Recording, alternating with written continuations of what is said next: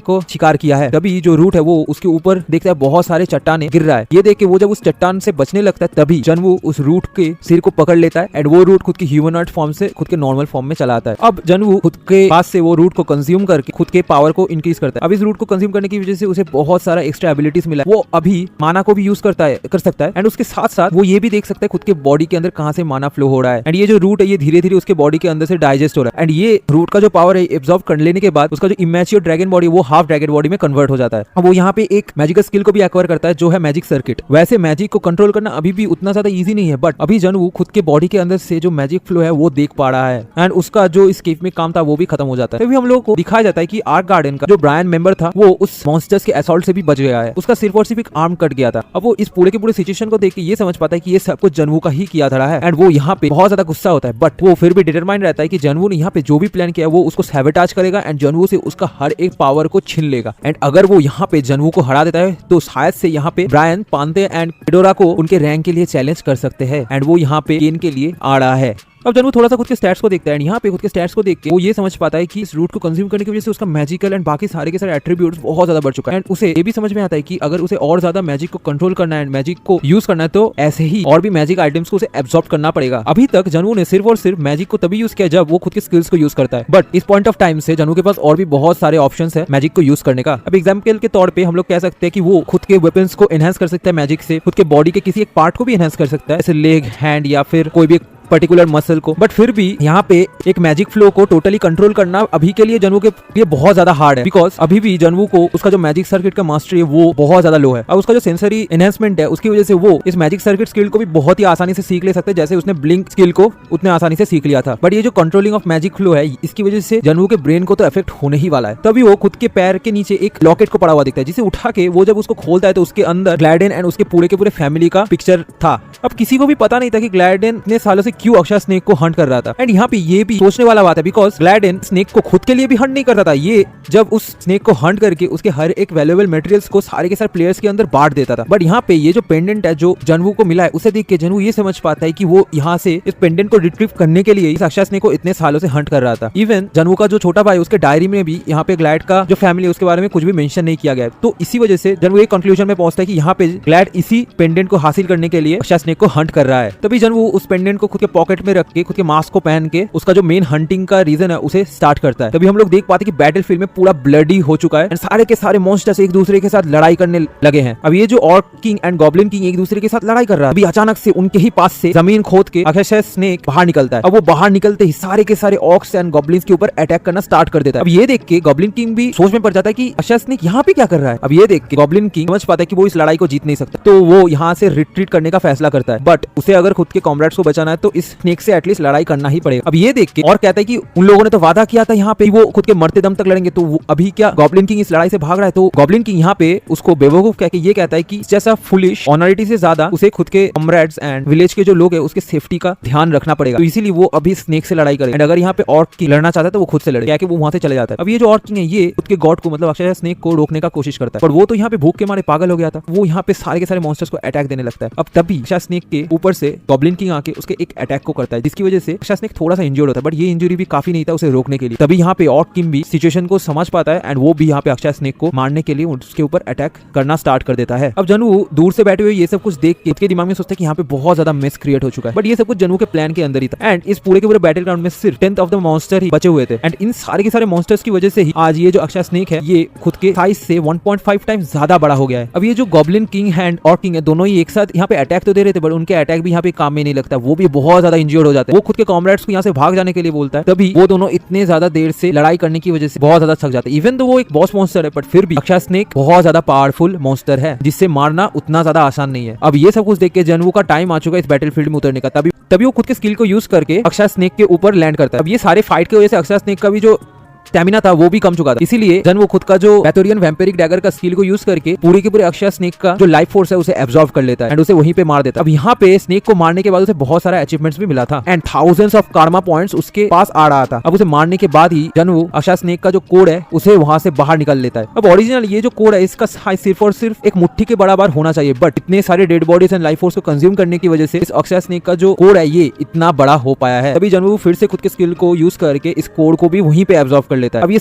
जो कोड है इसको डिवार करने की वजह से उसके बॉडी में एक बहुत ही बड़ा अमाउंट ऑफ एनर्जी फ्लो आ जाता है, बट अचानक से ये जो प्रोसेस है ये कंटिन्यू होना बंद हो जाता है बिकॉज जनवू ने यहाँ पे एक ही टाइम पे बहुत सारा एनर्जी को खुद के बॉडी के अंदर एब्जॉर्ब कर लिया है, जिसकी वजह से उसका बॉडी यहाँ पे सारे के सारे एनर्जी को डाइजेस्ट नहीं कर पा रहा है। तो अभी के लिए जनवू को एक ऐसा सेफ प्लेस में जाके खुद के बॉडी को कल्टिवेट करना पड़ेगा जिससे उसका बॉडी इन सारे के सारे एनर्जी को खुद के अंदर एब्जॉर्ब कर पाए। अब ये जो orc king and goblin king है ये जनवू को देख के ये समझ पाता है कि यही लड़का है जिसकी वजह से ये पूरा का पूरा वॉर तैयार हुआ है, एंड वो यहाँ पे जनवू को देख के ये समझ पाता है कि ये एक मॉन्स्टर है। उसके आंखों का चमक देख उन लोगों को अब orc king and goblin king दोनों ही समझ पाते हैं कि यहाँ पे इतना ज्यादा एक बड़ा वॉर होने के पीछे जनवू का ही हाथ है। अब जनवू तो यहाँ पे सारे के सारे मॉन्स्टर्स को मारना चाहता था, इसी वजह से ऑर्क किंग डायरेक्टली जनवू के ऊपर अटैक करने के लिए दौड़ के आने लगता है। अब जनवू इस वाले फाइट के लिए प्रिपेयर था, वो खुद के ही दिमाग में सोचता है कि ये दोनों ही बॉस मॉन्स्टर है, तो इन दोनों को मार के उसे बहुत सारा कर्मा पॉइंट्स मिलेगा, इवन हारगेन से भी ज्यादा। तभी जनवू बहुत ही आसानी से एक स्विफ्ट स्लैश से ऑर्क किंग को वहीं पे मार देता है। अब गॉब्लिन किंग तो थोड़ा सा ये देख के घबरा जाता है बिकॉज एक ही सिंगल स्ट्राइक से किसी ने ऑर्क किंग जैसे मॉन्स्टर को मार दिया। अब जनवू भी यहाँ पे दिमाग में सोचता है कि अगर यहाँ पे कोई भी मॉन्स्टर सर्वाइव करना चाहते हैं तो उसके पास सिर्फ दो ही ऑप्शन रहेगा। पहला वाला है अगर वो रेजिस्ट करते हैं तो जनवू उनको एक बेटर एंड देगा या फिर वो भाग जाए इस एरिया से। जनवू ने उन सारे मॉन्स्टर्स को छोड़ दिया जो इस बैटल ग्राउंड से भाग चुका था बिकॉज वो मॉन्स्टर ऑलरेडी वीक कैटेगरी में पड़ते थे, बट यहाँ पे जो लोग रेजिस्ट कर रहे थे उन सारे के सारे मॉन्स्टर को वैनवू ने एक प्रॉपर डेथ दिया एंड उसने उन सारे के सारे मॉन्स्टर्स का जो लाइफ एसेंस है वो सब कुछ एब्जॉर्ब कर लिया खुद के अंदर। जनवू जितना ज्यादा इन सारे के सारे मॉन्स्टर्स का लाइफ एसेंस को एब्जॉर्ब करता उतना ही ज्यादा उसका जो बॉडी अवेकनिंग प्रोग्रेस था वो इंक्रीज हो रहा था एंड उसका पेस और भी ज्यादा इंक्रीज हो जाता है जब उसने इतने सारे मॉन्स्टर्स को अकेले ही एब्जॉर्ब कर लिया। यहाँ पे जनवू का ग्रीड का कोई भी एंड नहीं था, उसे जो कुछ मिल रहा था वो सारे के सारे मॉन्स्टर्स को एब्जॉर्ब कर रहा था। वो यहाँ पे इस हद तक पहुंच गया था कि स्ट्रेंथ के लिए वो कुछ भी कर सकता है। अब इतने सारे 100 मॉन्स्टर्स को एब्जॉर्ब करने की वजह से वो बहुत ज्यादा एग्जॉस्टेड हो गया था। अब अभी के लिए जनवू चाहता तो एक बहुत ही ज्यादा सेफ जगह पे जाके रेस्ट ले सकता था, बट यहाँ पे उसके लिए एक और छोटा प्रॉब्लम था, वो था कि उसके ऊपर एक आदमी अभी तक नजर रखे हुए था। तभी जनवू उस आदमी को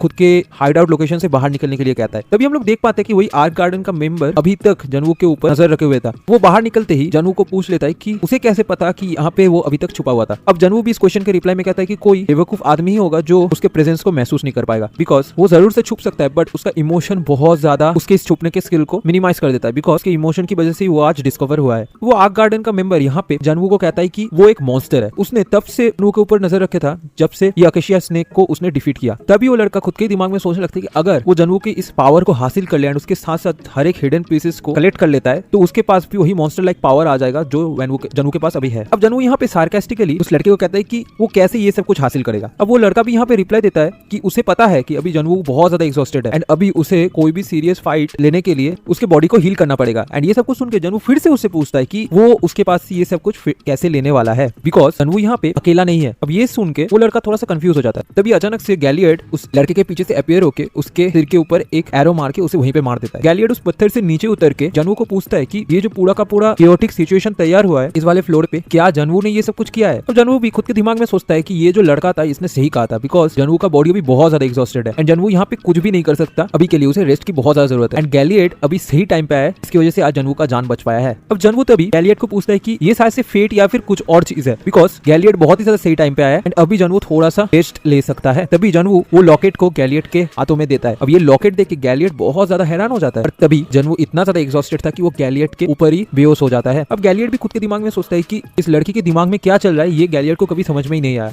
बट इस टाइम पे शायद से इस छोटे से गिफ्ट के लिए गैलियड को इसे रिपेयर करना चाहिए। तभी हम लोग को दिखाया जाता है कि जनवू के बॉडी में बहुत सारे स्किल आ रहा था एंड उसका जो एग्जिस्टिंग स्किल्स है वो सब की थोड़ा बहुत अपग्रेड हो चुका था इतने सारे मॉन्स्टर्स को एब्जॉर्ब करने की वजह से एंड उसका जो ड्रैगन बॉडी था वो भी अब खुद के नेक्स्ट स्टेज में चला गया था। अब जब जनवू का आंख खुलता है तभी उसके इनबॉक्स में बहुत सारे मैसेज अपीयर हुआ था, उसे बहुत सारे स्किल्स मिला था एंड उसके साथ साथ वो और भी ज्यादा स्ट्रॉन्ग हो गया था। अब जनवू खुद के दिमाग में सोचते कि इतने सारे मॉन्स्टर्स को एब्जॉर्ब करने के बाद भी उसका जो ड्रैगन बॉडी ये कंप्लीट नहीं हुआ है, तो ये ड्रैगन बॉडी और कितना ज्यादा इंप्रेसिव हो सकता है। तभी हम लोग देख पाते हैं कि जनवू का जो स्टैट है वो ड्रास्टिकली इंप्रूव हुआ है, उसका जो मैजिक सर्कुलेशन मिस्ट्री है वो भी बहुत ज्यादा इंक्रीज हो पाया है, इवन दो जनवू ने इस टेक्निक को सिर्फ और सिर्फ कल ही सीखा था। जब जनवू खुद के हाथों से मैना फ्लो करता है तभी उसे एक वियर्ड फीलिंग आता है। अब इस तरीके का वियर्ड फीलिंग का रीजन ही था कि उसने पहली बार इस तरीके का मैना फ्लो खुद के बॉडी के अंदर से रिलीज किया है, इसीलिए अब इस पूरे के पूरे टावर पे जो लोग मैजिक यूजर्स थे उनका स्ट्रेंथ नॉन मैजिक यूजर से बहुत ज्यादा जाता था। इसी वजह से जो स्ट्रेंथ गैप है वो ट्यूटोरियल स्टेज में ही बाहर निकल आता है। नाउ जनवू इस मैना फ्लो को बहुत ज्यादा फ्रीली यूज कर सकता है। इसी वजह से उसका जो परेशानी था खुद के स्ट्रेंथ को लेके वो अभी मिट गया है। एंड इसके साथ साथ ही जनवू का जो सेंस है वो भी बहुत ज्यादा इंक्रीज हुआ है। उसका जो आईज है वो और भी ज्यादा डिटेल्ड चीजों को देख सकता है। उसका जो नोज है वो इतना ज्यादा नम हो चुका है इतने डिफरेंट टाइप के स्मेल्स को लेते हुए कि उसका अभी जो हाइटेंड सेंस है वो सारे के सारे इंक्रीज हो चुका है। उसे ऐसा लग रहा है कि जैसे उसने पहली बार खुद के हाइटेंड सेंस को एक्टिव किया था तब लगा था। इसके साथ साथ ही जनवू को एक और चीज फेमिलियर लगता है, जैसे कि उसकी बॉडी के अंदर एक अनडाइन ग्लास है। तभी गैलियड भी रूम पे एंटर होकर जनवू को पूछते हैं कि क्या वो जाग गया है। अब वो गैलियड से बात कर ही सकता है उससे पहले ही गैलियड उसको थमा के ये कहता है कि अभी के लिए जनवू को रेस्ट लेना है बिकॉज उसके बॉडी बहुत ज्यादा एग्जॉस्टेड हो चुका है। एंड सबसे पहले उसका जो सेंसेस है उस सबको नॉर्मल होने के बाद ही गैलियड उससे बात करेगा। अब जनवू यहाँ पे इस सेंस का बात सुन के थोड़ा सा कंफ्यूज हो जाता है। अभी गैलियड कहता है कि यहाँ पे उसके सेंसेस को थोड़ा सा मिनिमाइज करने के लिए गैलियड ने जनवू के बॉडी को थोड़ा सा हेल्प किया था। जनवू भी यहाँ पे कंफ्यूज होकर पूछते हैं हेल्प कैसा हेल्प। तभी गैलियड यहाँ पे जनवू को कहता है कि उसने खुद के बॉडी को स्ट्रेंथ करने के लिए कुछ ऐसा प्रोसेस को यूज किया था जिसकी वजह से उसे अभी के लिए एक सेफ हाइड आउट प्लेस की जरूरत था। इसीलिए गैलियड ने उसका हेल्प किया यहाँ पे उसके घर के अंदर उसके बॉडी को रखने में। एंड उसके बाद उसके सेंसेस को मिनिमाइज करने के लिए उसने अनडाइन ग्लास जैसा ही एक टेक्निक को यूज किया जिसकी वजह से बहुत सारा एनर्जी जनवू के बॉडी के अंदर डायरेक्टली रिलीज ना होकर धीरे धीरे रिलीज हो रहा है। तभी गैलियड भी यहाँ पे जनवू को पूछता है कि उसने सिर्फ और सिर्फ इस अकेशिया स्नेक को ही एब्जॉर्ब नहीं किया था खुद के बॉडी पे, उसके साथ साथ उससे पहले भी जनवू ने कोई ऐसी चीज को एब्जॉर्ब किया था जो उससे भी ज्यादा स्ट्रॉन्ग था। इसी वजह से जनवू का बॉडी इतना सारा पावर्स को एक साथ नहीं ले पाया। एंड जनवू अगर ऐसे ही करके इतने सारे पावर को एक साथ खुद के बॉडी में एब्जॉर्ब करने लगता है तो उसका बॉडी का जो लिमिटेशन है वो टूट जाएगा एंड उसका बॉडी में बहुत ज्यादा हार्म पहुंच सकता है। इवन जनवू का जो सेंसेस है वो सब कुछ एक्सप्लोड होके जनवू यहाँ पे मारा भी जा सकता था। और जनवू ये सब कुछ सुन के दिमाग में सोचता है कि शायद से गैलियड ने यहाँ पे उसके बॉडी के ऊपर ऐसा कुछ किया जिससे जनवू मर ना जाए यहाँ पे। तो यहाँ पे गैलियड ने जनवू को बहुत ज्यादा हेल्प किया। तो ऐसे ही करते करते जनवू एंड गैलियड एक दूसरे के साथ बातें करने लगते हैं। तभी उनके बातों के एंड में गैलियड उसको थैंक्स कहता है बिकॉज जनवू ने उसका जो ये लॉकेट है ये उसको वापस दिया था। सो वीडियो के यहाँ तक आते ही मैं आप लोगों को थोड़ा सा रिमाइंड करना चाहूंगा कि ये वीडियोस को तैयार करने में बहुत ज्यादा मेहनत लगता है। एंड आप लोगों को शायद से ऑलरेडी पता होगा कि यूट्यूब पे इनकम उतना ज्यादा नहीं होता है। तो आप लोग अगर यहाँ पे थोड़ा ज्यादा इस चैनल को सपोर्ट करना चाहते हैं तो आप मेंबरशिप को परचेस कर सकते हैं मेरे चैनल का। उसके साथ साथ मेरे डिस्कॉर्ड सर्वर में भी ज्वाइन हो सकते हैं। ऑफ कोर्स यहाँ पे मैं किसी को फोर्स नहीं कर रहा हूँ। जो लोग नहीं करना चाहता कोई प्रॉब्लम की बात नहीं है। आप लोग मेरे वीडियो को देखते हैं, इससे ही मेरे चैनल को बहुत ज्यादा सपोर्ट मिलता है। सो थोड़ा सा कंसीडर कीजिएगा इस चीज को। तो यही कहते हैं फिर से स्टार्ट करते हैं ये वीडियो। अब गैलियड का एक सीक्रेट स्किल था जिसका नाम था अनडाइन डिवाइन वाटर। अब जनवू यहाँ पे सोचने लगता है कि ये जो अनडाइन ग्लास है ये क्या ओरिजिनली एक ह्यूमन बॉडी के ऊपर यूज करने के लिए तैयार हुआ था। अब ये जो अनडाइन ग्लास का पावर है ये बहुत ज्यादा ओवरवेलमिंग है एक ह्यूमन बॉडी के लिए। बट जनवू का जब बॉडी में पावर ओवरफ्लो हो रहा था तब वही अनडाइन ग्लास जिसको गैलियड ने जनवू को दिया था उसको यूज करते हुए जनवू के बॉडी के अंदर जो मैना पावर फ्लो हो रहा था उसको स्टेबलाइज किया था गैलियड ने। इसी वजह से जनवू ये भी सोचने लगता है कि शायद से इसी अनडाइन ग्लास के टेक्निक की वजह से जनवू का जो बॉडी है वो और भी ज्यादा रिफाइन हो पाया जिससे उसका सेंसेस एंड पावर और ज्यादा स्ट्रॉन्ग हो गया जितना सोच रहा था उससे भी ज्यादा। तो आज का दिन जनवू के लिए बहुत ज्यादा लकी डे था। अब गैलियड यहाँ पे जनवू को रोकता है बिकॉज जनवू उसके घर से बाहर निकल रहा था। गैलियड जनवू को कहता है कि उसे और भी 4 दिन तक रेस्ट लेना पड़ेगा, इसके बाद जनवू का जो बॉडी है वो पूरी तरीके से रिकवर हो पाएगा। बट जनवू यहाँ पे गैलियड का बात ना सुन के वहां से जंप करके कहीं पे चला जाता है। अब गैलियड भी सोच रहा था यहाँ पे कि अगर गैलियड यहाँ पे किसी को कहता है जनवू का बॉडी अभी अभी एक बहुत बड़ा मैना फ्लो का पावर को रिकवर करके उठाए, कोई उसे देख के ये बिलीव करेगा। तभी गैलियड भी यहाँ पे नोटिस कर पाता है कि जनवू बहुत ही बढ़िया तरीके से शूनपो को यूज कर रहा है। मतलब जो गैलियड का एयर पे ही मूविंग का टेक्निक है उसको जनवू को देख के ऐसा लग रहा है कि वो इस एबिलिटी से ही पैदा हुआ था। अब जनवू भी खुद के दिमाग में सोचते कि यही क्या फीलिंग है जब कोई आदमी मैजिक को यूज करता है। और जब उसने पहली बार शुनबो को यूज किया था तब उसे सिर्फ और सिर्फ पैर के ऊपर एक अलग सा फीलिंग आया था। बट अभी जब वो शुनबो को यूज कर रहा है विद मैजिक उसको बहुत ज्यादा डिफरेंस फील हो रहा है एंड वो शुनबो को और भी ज्यादा बढ़िया तरीके से यूज कर पा रहा है। इवन दो स्टैटिस्टिकली अगर इसको देखा जाए तो सिर्फ 1% डिफरेंस है without magic and with magic के अंदर। अब सिर्फ और सिर्फ 92% कंप्लीट होने के बाद ही उसका जो बॉडी है ये इतना बढ़िया तरीके से वर्क कर रहा है एंड वो बहुत ही आसानी से मैजिक को भी यूज कर पा रहा है। तो बाकी जो 8% एवेकनिंग बाकी है उसके बॉडी पे अगर वो 8% भी कंप्लीट हो जाए तो जनवू कितना ज्यादा पावरफुल होगा। अब जनवू यहाँ पे जंप करते करते एक जगह पे आके रुकता है। वहाँ पे वो खुद का किल बॉक्स को चेक करता है जहाँ पे उसे बहुत सारा मैसेज मिला था। वहाँ पे वो देखता है कि उसने 2 क्वेस्ट को ऑलरेडी कंप्लीट कर लिया एंड इन दोनों को कंप्लीट करने के बाद उसे बहुत सारा रिवॉर्ड्स मिला था एंड उन सारे के सारे रिवॉर्ड्स को वो अभी कलेक्ट कर लेता है एंड उन सारे के सारे रिवॉर्ड्स को कलेक्ट करने के बाद उसे एक ब्रेसलेट मिलता है ब्लैक कलर का। अब इस ब्रेसलेट का नेम जनवू आइडेंटिफाई नहीं कर पा रहा था बिकॉज ये ब्रेसलेट शायद से कोई मिस्टीरियस आइटम था। इस ब्रेसलेट का काम था आसपास पे जितने सारे डेड बॉडीज है उनसे जो सोल निकलता है उन सारे के सारे सोल्स को एब्जॉर्ब करना। ऑफ कोर्स ये सोल्स कोई फिजिकल बॉडी नहीं है या फिर कोई पावर भी नहीं है, ये सिर्फ और सिर्फ आफ्टर लाइफ है उस ह्यूमन या फिर एनिमल का। अब डेफिनेटली ये एक पावर आइटम है बट यहाँ पे जनवू पूरी तरीके से फिगर आउट नहीं कर पाया कि इस ब्रेसलेट को कैसे यूज करना है। जब जनवू इस ब्रेसलेट को पहनता है तब इस ब्रेसलेट के अंदर से एक ब्लैक कलर का एनर्जी उसके पूरे बॉडी को कवर कर लेता है। अब वो ब्लैक कलर का एनर्जी कवर करने के बाद अचानक से वो बहुत सारे सोल्स को खुद के पास में देख पाता है। ये सारे सोल्स इधर उधर भटक रहा था गोस्ट की तरह। अब इन सारे गोस्ट को देखने के बाद सारे के सारे शायद से अकेशिया स्नेक का साथ फाइट किए हुए जो मॉन्स्टर मारा था सारे के सारे मॉन्स्टर्स का सोल है। बट यहाँ पे हैरान करने वाला बात है कि अभी तक जनवू को कोई भी कर्स नहीं आया इन सारे के सारे सोल्स से। अब वो सारे के सारे सोल्स जब नोटिस कर पाते कि जनवू उनको देख रहा है, तभी वो बहुत ज्यादा गुस्सा हो जाते हैं एंड जनवू के ऊपर अटैक करने के लिए रेडी हो जाते हैं। जनवू के लिए तो ये बहुत ही बढ़िया था बिकॉज वो इन सारे के सारे सोल्स को अभी एब्जॉर्ब कर सकता था। तभी जनवू इन सारे के सारे सोल्स को मार के खुद के डैगर से फिर एब्जॉर्ब करने लगता है। कुछ सोल्स को एब्जॉर्ब करने के बाद वो उन सारे के सारे पावर खुद के ब्लेड के ऊपर लेके आता है, मतलब वो खुद के ब्लेड को और थोड़ा सा पावरफुल कर देता है। उसके बाद वो उस पूरे के पूरे पावर को यूज करके उसके डैगर के हिप से एक रॉक के ऊपर स्लाइस करता है। अब यहाँ पे अल्टीमेटली जनवू एक मैजिक पावर को यूज कर रहा है, इसी वजह से उसका ब्लेड बहुत ज्यादा एनहांस हो गया था। यहाँ तक कि वो जिस रॉक के ऊपर ये अटैक को किया था वो रॉक पूरी तरीके से 2 टुकड़ों में बढ़ जाता है। जब जनवू इसका आफ्टरमैथ देखता है तो वो देखता है कि उस रॉक के पास कोई ब्लैक कलर का मार्क है। अब वो ये कंक्लूजन में पहुंचता है कि इन सारे के सारे अटैक्स को अगर वो यूज करे तो ये अल्टीमेटली कर्स एनर्जी के हिसाब से ही बाहर निकलता है, जिसकी वजह से इसका इंपैक्ट इतना ज्यादा पावरफुल है। अब यहाँ पे जनवू ने सिर्फ और सिर्फ ब्रेसलेट पावर को यूज करके इतना ज्यादा डैमेज दिया था। अगर जनवू बाद वाले टाइम पे खुद के बाकी सारे स्किल्स को यूज करते हुए इस अटैक को यूज करे तो कितना ज्यादा पावरफुल होगा। जनवू के हाथ में इस पॉइंट ऑफ टाइम पे एक बहुत बड़ा लॉटरी लग गया था। वो अभी इन सारे के सारे स्पिरिट्स को मार के खुद का जो स्पिरिट किलिंग काउंट है वो बढ़ाने लगता है। फिर वो इन सारे के सारे कर्स एनर्जी को खुद के फायर बॉल के साथ कंबाइन करके मैजिक अटैक बनाता है। बट ये कॉम्बिनेशन उसके प्लान के मुताबिक नहीं चलता। अचानक से इसके इस मैजिक स्पेल की वजह से एक बहुत बड़ा मैजिक ओवरफ्लो होता है, जिसकी वजह से उसका ये जो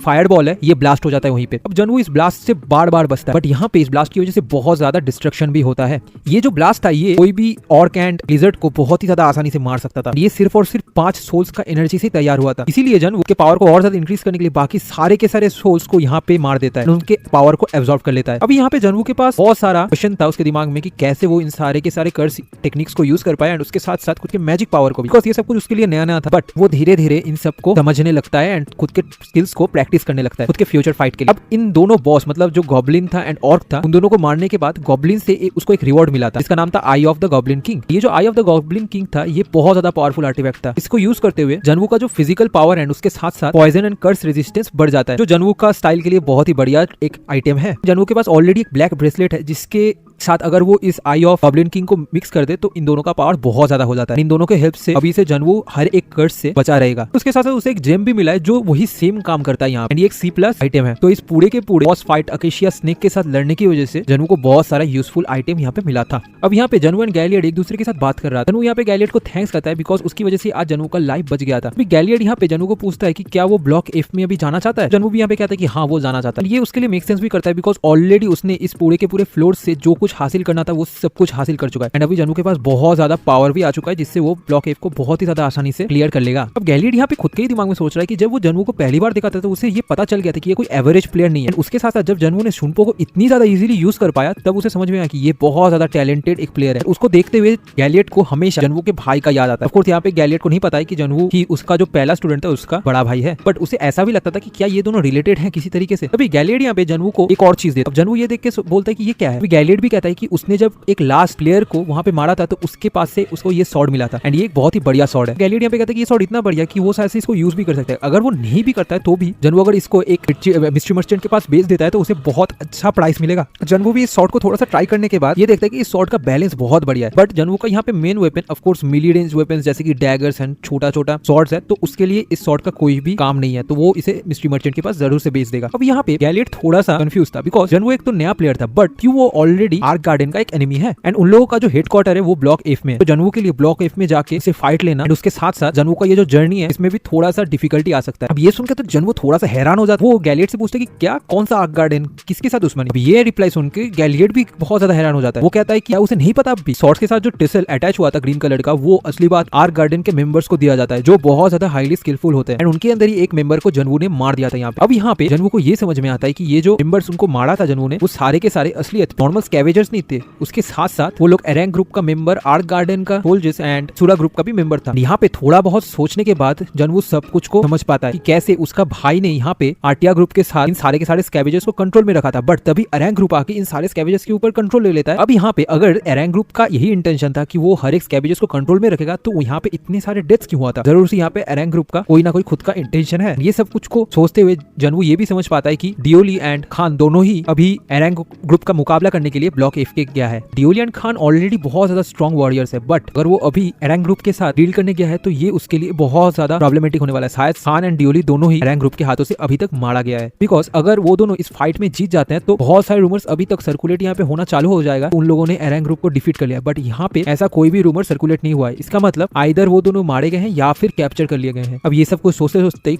जनवू को खान एंड डियोली के साथ बिताया हुआ टाइम याद आ जाता है। वो खुद के ही दिमाग में सोचता है कि उन दोनों के साथ जनवू का शायद से कोई रिलेशन नहीं है, बट वो दोनों बहुत ही बढ़िया कंपेनियन थे जनवू के लिए। एंड वो सब कुछ याद करते करते जनवू को खुद का भाई का भी याद आ जाता है कि कैसे उसको भी बिट्रे किया गया था यहाँ पे। तो ये सब कुछ को सोचते हुए जनवू डिसाइड करता है कि वो ब्लॉक एफ में जाके खान एंड डियोली को बचाएगा। अब जनवू यहाँ पे जानता था कि उसके भाई के मौत के पीछे उसके बहुत सारे कॉमरेड्स का हाथ था, बिकॉज उसके भाई के बॉडी में टोटल 5 शॉट्स मिला था। सबसे पहला जो 3 शॉट्स था वो था 3 बड़े बड़े क्लैन मेंबर्स का, एक शॉट था उसके भाई के लवर का एंड एक और शॉट था उसके भाई के बेस्ट फ्रेंड का। ये जो फ्रेंड है इसको जनवू का भाई बहुत ज्यादा करीबी मानता था खुद का। अब गैलियड यहाँ पे जनवू को पूछ रहा था कि क्या वो डिसाइड कर चुका है इस वॉर पे शामिल होने के लिए। अब जनवू की गैलियड से पूछता है कि उसे कैसे पता कि जनवू ने ये डिसाइड कर लिया है। तो गैलियड भी कहता है कि वो एक एक्सपीरियंस सोल्जर है जिसने खुद के पूरे लाइफ में जंग ही किया है, इसीलिए वो किसी को देख के ये बता सकता है कि उसके दिमाग में क्या चल रहा है। एंड इसी वजह से जनवू को देख के गैलियड को खुद का पास्ट का याद आ रहा था। अब गैलियड यहाँ पे थोड़ा बहुत और जनवू के साथ बात करने के बाद जनवू को पूछ लेता है कि क्या उसको गैलियड की हेल्प की जरूरत है। अब यहाँ पे जनवू भी खुद के ही दिमाग में सोचता है कि गैलियड तो बहुत ज्यादा स्ट्रॉन्ग एक फाइटर है, अगर यहाँ पे जनवू को गैलियड का हेल्प मिल जाता है तो वो बहुत ही ज्यादा आसानी से पूरे के पूरे एरंग ग्रुप को मार डाल सकता है। बट उसके बाद भी वहाँ पे असुरा ग्रुप है जो इस एरंग ग्रुप का हेड है। अगर जनवू यहाँ पे गैलियड को खुद के साथ शामिल कर लेता है तो वो भी फ्यूचर में बहुत ज्यादा मुसीबत में पड़ सकता है। एंड जनवू ये सब कुछ नहीं चाहता, इसी वजह से जनवू ये डिसाइड करता है कि वो गैलियड को इस वॉर में शामिल नहीं करेगा। वो गैलियड को यहाँ पे थैंक्स कहता है इस ऑफर के लिए, बट वो कहता है कि ये उसका वॉर है, इसी वजह से उसे यहाँ पे खुद फाइट करना पड़ेगा। अब ये सुन के गैलियड भी कहता है कि फिर ठीक है, एंड इसके बाद वो जनवू को इस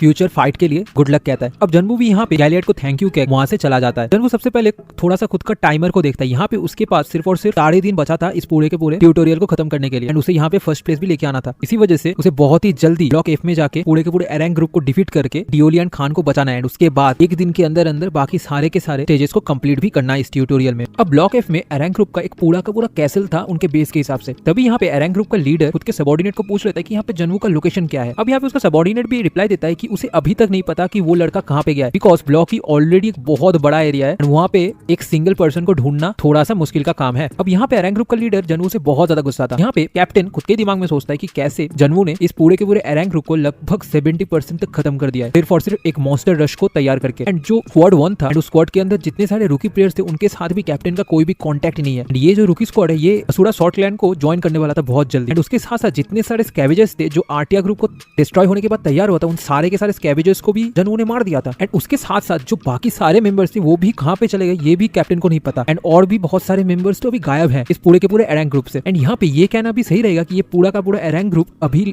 पूरा का पूरा डिस्ट्रॉय हो चुका है एंड बहुत ही जल्दी ये ग्रुप डिसबैंड भी हो जाएगा। लास्ट कपल ऑफ इयर्स में इस ग्रुप ने जितने सारे वर्किंग प्रोग्रेस को किया था जिससे असुरा शॉर्ट क्लैन को फायदा हो पाए, वो सारे के सारे प्रोग्रेस अभी खत्म हो गया है सिर्फ और सिर्फ एक लड़के की वजह से। अब कैप्टन खुद के दिमाग में सोचता है कि उनको बहुत ही जल्दी फिर से इस एरंग ग्रुप को रिवाइव करना पड़ेगा, इससे पहले जो आइलैंड के लोग हैं उनको पता चल जाए। अब यहाँ पे सिर्फ और सिर्फ 3 दिन ही बचा है इस पूरे के पूरे ग्रुप को रिबिल्ड करने के लिए, जो टेक्निकली बिल्कुल इम्पॉसिबल है। एंड यहाँ पे आइलैंड के जो हायर अप्स हैं उन सबको पता चल ही जाएगा कि एरंग ग्रुप के साथ क्या हुआ है। एंड वैसे भी ये ट्यूटोरियल भी अभी एंड होने के बहुत ज्यादा पास में, जिसकी वजह से कैप्टन को सजा मिलना तो तय है। अगर कैप्टन को इन सारे के सारे सजाओं से बचना है तो उनके पास सिर्फ आखिरी एक रास्ता बचा हुआ है, एक सीक्रेट वेपन को कंप्लीट करना। एंड ये एक सीक्रेट वेपन एक ब्लैक कलर का जेमस्टोन है जो हम लोग को बाद में पता चलेगा कि ये कौन सा काम में लगता है। एंड अगर कैप्टन इस पूरे पूरे टास्क को कंप्लीट कर पाता है एंड उस जेमस्टोन को तैयार कर पाता है तो असुरा क्लैन में कैप्टन का एक हायर अप पोजीशन मिलना तय है। एंड यहाँ पे उनका जो हायर अप है तो जिसके अंदर ये कैप्टन काम करता है वो यहाँ पे कैप्टन को बहुत ज्यादा हेल्प करेगा उसके पावर को इंक्रीज करने में। एंड अभी तक इन सारे के सारे काम को वो लोगों ने इसलिए किया था जिससे वो इस वेपन को तैयार कर पाए, बट इस वेपन को तैयार करना बहुत ज्यादा मुश्किल है बिकॉज यहाँ पे उनको बहुत सारा रिसोर्स का जरूरत है। एंड जो मटेरियल्स है वो बहुत ज्यादा रेयर क्वालिटी के मटेरियल्स है जो इस काम में यूज होता है। एंड यहाँ पे इस चीज को तैयार करने के लिए आइदर प्लेयर्स और मॉन्स्टर्स की जरूरत है, इनके सोल को यूज करके ये वेपन कंप्लीट किया जा सकता है। एंड इन दोनों चीजों का ही अभी रैंक ग्रुप में शॉर्टेज है। तभी उनको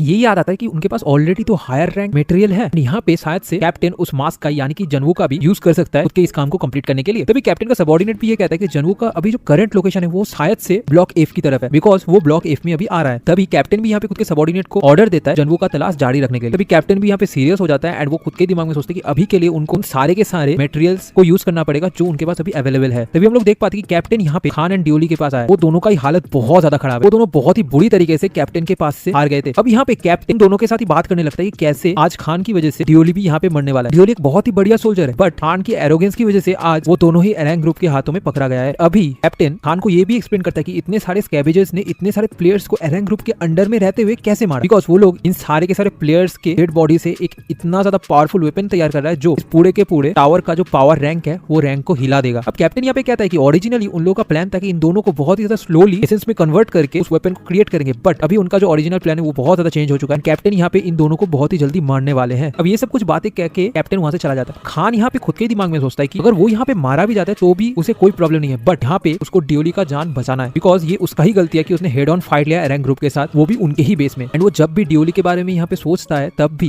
उसका जो गिल्ट है वो और ज्यादा बढ़ जाता है। ड्योली एक ऐसा प्लेयर है जो हमेशा से खान का साथ देने के लिए उसके साथ ही ट्रेन हुआ था, इसी वजह से खान को ड्योली का जान जरूर से बचाना है। अब ये सब कुछ वो सोच ही रहा था, तभी अचानक से पूरे के पूरे बेस में एक बहुत बड़ा अर्थक्वेक टाइप का आता है। अब कैप्टन भी ये सब कुछ महसूस कर पाता है। वो खुद के दिमाग में सोचता है ये बिल्डिंग तो बहुत ज्यादा स्ट्रॉन्ग है, ये हाई मैग्नीट्यूड अर्थक्वेक्स को भी सहन सकता है। अभी बाहर पे ऐसा क्या हुआ है कि इतना ज्यादा जोर से ये बिल्डिंग हिल चुका है। तभी कैप्टन का एक सबऑर्डिनेट आके उनको इन्फॉर्म करता है कि उनके ऊपर अटैक हो चुका है, मतलब इस बिल्डिंग में इंट्रूडर घुस चुका है। अब कैप्टन यहाँ पे घबराते हुए खुद के सबऑर्डिनेट को पूछता है कि वो इंट्रूडर कहाँ पे है, जल्दी से जल्दी उसको वहां पे लेके जाने के लिए भी ऑर्डर देता है। तभी हम लोग देख पाते हैं बाहर का सिचुएशन, जहाँ पे सारे के सारे सोल्जर्स खुद के शील्ड एंड हीलिंग एबिलिटीज को एक्टिवेट करके खुद को डिफेंड कर रहे थे। हम लोग देख पाते हैं यहाँ पे जनवू खुद का जो न्यू मैजिक स्किल है उन सबको यूज करते हुए इन सबको मार रहा था। जनवू यहाँ पे खुद के सारे आर्टिफैक्ट्स एंड डार्क मैजिक को यूज करते हुए इन सारे के सारे लोगों को बहुत ही ज्यादा आसानी से मार रहा था। एंड वो कुछ ही सेकंड के अंदर एरंग ग्रुप का बहुत सारे सोल्जर्स को वहीं पे मार देता है। कुछ सोल्जर्स यहाँ पे उसका जान बचा के भागने रहे थे, तभी जनवू खुद का जो फायर एंड कर्स टेक्निक है उन दोनों को यूज करके वहां पे एक बहुत बड़ा ब्लास्ट करता है, जिससे वो बाकी सारे सोल्जर्स भी वहां पे मारा जाता है। अब जनवू यहाँ पे बचे हुए सोल्जर्स को मार ही रहा, तभी अचानक से बिल्डिंग के ऊपर से एक आदमी वहां पे जनवू को पुकारता है। ये आदमी था कैप्टन। अब जितने सारे सोल्जर्स यहाँ पे जनवू के साथ फाइट कर रहे थे उन सबके अंदर जब वो बिल्ड को देखते हैं तो एक उम्मीद सा जाग जाता है। वो लोग सोचने लगते हैं कि वो शायद से यहाँ पे बच जाएंगे। अब बिल्ड यहाँ पे खुद के स्ट्रॉन्ग टीम के साथ आया था। सारे के सारे लोग आर्क गार्डन का स्ट्रॉन्गेस्ट मेंबर्स थे। अब यहाँ पे बिल्ड जनवू के ऊपर बहुत ज्यादा गुस्सा होता है, बिकॉज उसने यहाँ पे एरंग ग्रुप का बहुत ज्यादा नुकसान किया था एंड लगभग एरंग ग्रुप को खत्म ही कर दिया था। इसी वजह से बिल्ड गुस्से में जनवू को कहता है कि उसे यहाँ पे आने का हिम्मत कैसे हुआ। तभी वो खुद का एक पावर को रिलीज करता है। अब ये जो पावर है ये जनवू भी महसूस कर पाता है, बट उसे उतना ज्यादा कोई नुकसान नहीं पहुंचता, बट उसे इस पावर का फेमिलियरिटी लगता है, मतलब वो इस पावर से बहुत ज्यादा फेमिलियर है। बट आज से पहले वो कभी भी बिल्ड के साथ मिला नहीं था। वो थोड़ा बहुत और सोचने के बाद याद आता है कि उसे ये तरीके का पावर कहाँ से महसूस हुआ था। अब जनू का जो छोटा भाई है उसके बॉडी के ऊपर टोटल ऑफ 5 शॉट्स था, इसकी वजह से जनू का छोटा भाई मारा गया था। ऑफ कोर्स उनमें से 3 था किंग्स का, एक था उसके लवर का, एक था उसके बहुत ज्यादा गहरे दोस्त का, जिसके ऊपर जनू का भाई सबसे ज्यादा भरोसा करता था। उस पर्सन का नाम था लियोन्टे। अब जनू का भाई हमेशा खुद के इस बेस्ट फ्रेंड को सबसे ज्यादा क्लोजेस्ट पर्सन के हिसाब से देखता था इस वर्ल्ड पे। उसे हमेशा लगता था कि उसका बैक उसका बेस्ट फ्रेंड हमेशा देखेगा, बट वही बेस्ट फ्रेंड एक दिन जाके उसके ऊपर शॉट देके उसे बिट्रे करेगा, ये कभी भी जनू के भाई को नहीं पता था। अब लियोन्टे हमेशा एक ग्रुप ऑफ प्लेयर्स के साथ घूमता था जिनको वो खुद का भाई की तरह मानता था। उन्हीं सारे मेंबर्स के अंदर एक ऐसा भी मेंबर था जो उस पॉइंट ऑफ टाइम पे हंस रहा था जब लियोन्टे ने जनवू के छोटे भाई को स्टैप किया था, एंड वही मेंबर था बिल्ड। जब जनवू को ये पता चलता कि बिल्ड भी उसी ग्रुप में से एक था जिन्होंने उसके छोटे भाई को बिट्रे किया था, तब उसका गुस्सा बहुत ज्यादा बढ़ गया। वो यहाँ पे बिल्ड को जान से मार के खुद के छोटे भाई को एक तोहफा भेजना चाहता था। बिल्ड यहाँ पे एक सबऑर्डिनेट को कहता है कि ये जो पूरा का पूरा सिचुएशन इस बेस पे तैयार हुआ है एंड ये मास्क मैन के बारे में सारा का सारा इन्फॉर्मेशन वो जाके आइलैंड के हायर-अप्स को बता दे। अब बिल्ड का वो सबऑर्डिनेट वहां से निकल ही पाता उससे पहले ही जनवू खुद का एक डैगर को फेंक के उसे वहीं पे मार देता। उस डैगर के अंदर उसका वो कर्स एंड ब्लास्ट टाइप का पावर मिक्सचर था, जिसकी वजह से उसका बॉडी भी वहां पे नहीं मिलता। अब यहाँ पे गुस्से में जनवू बिल्ड को कहता है कि टाइम वेस्ट ना करके यहाँ पे डायरेक्टली फाइट लेने के लिए। अब बिल्ड यहाँ पे कॉन्फिडेंटली खुद के शॉट को बाहर निकालता। अब बिल्ड यहाँ पे 200 शॉट मैन है, मतलब वो 2 शॉट को यूज करते खुद दोनों हाथों से, एंड वो बहुत ज्यादा फॉर्मिडेबल ओपोनेंट होगा जनवू के लिए। अब बिल्ड नीचे उतरते ही जनवू के ऊपर स्ट्राइक देना स्टार्ट करता है। उसका हर एक ब्लो बहुत ज्यादा स्ट्रॉन्ग था, बट जनवू फिर भी खुद के स्किल को यूज करते हुए उसके हर एक अटैक को डॉज करता है या फिर ब्लॉक करता है खुद के डैगर से। बिल्ड का स्पीड यहाँ पे बहुत ज्यादा था, बट जनवू का स्पीड उससे भी ज्यादा होता है। बिल्ड भी जनवू के बहुत सारे अटैक से बार बार बचता है। अब अजूरा क्लैन में build one of the best offensive player के अंदर एक है, पर जनवू को ये समझ नहीं आ रहा है कि बिल्ड जैसा इतना ज्यादा पावरफुल प्लेयर अभी ट्यूटोरियल राउंड पे आके क्या कर रहा है। तभी वो सोचने लगता है कि ये जो एरंग ग्रुप है या फिर स्कैवेजर ग्रुप, सूरज स्वॉर्डमैन क्लैन का जो ह्यूमन फार्म, ये सब कुछ कहीं ना कहीं बिल्ड से कनेक्टेड है, और उसके साथ साथ लियोनेट के ऊपर भी ये सब कुछ का ब्लेम जाता है। अब हमें थोड़ा सा पास्ट का स्टोरी दिखाया जाता है, जहाँ पे लियोनेट जब जनू के छोटे भाई को स्टैप किया था तब उसने असुरा क्लैन को ज्वाइन किया था एक एग्जीक्यूटिव की तरफ से, बट वो हमेशा ही गुस्से में रहता था बिकॉज उसे कभी भी खुद के लीडर के साथ काम करने का मौका ही नहीं मिला। एंड उस जैसा आदमी के लिए हमेशा कोई ना कोई स्कीम वो प्लान करके रखता है। जनू के हिसाब से शायद से ये सब कुछ स्कैवेजर ग्रुप्स, ये ह्यूमन फार्म, ये सब शायद से लियोनेट का ही कोई बहुत बड़ा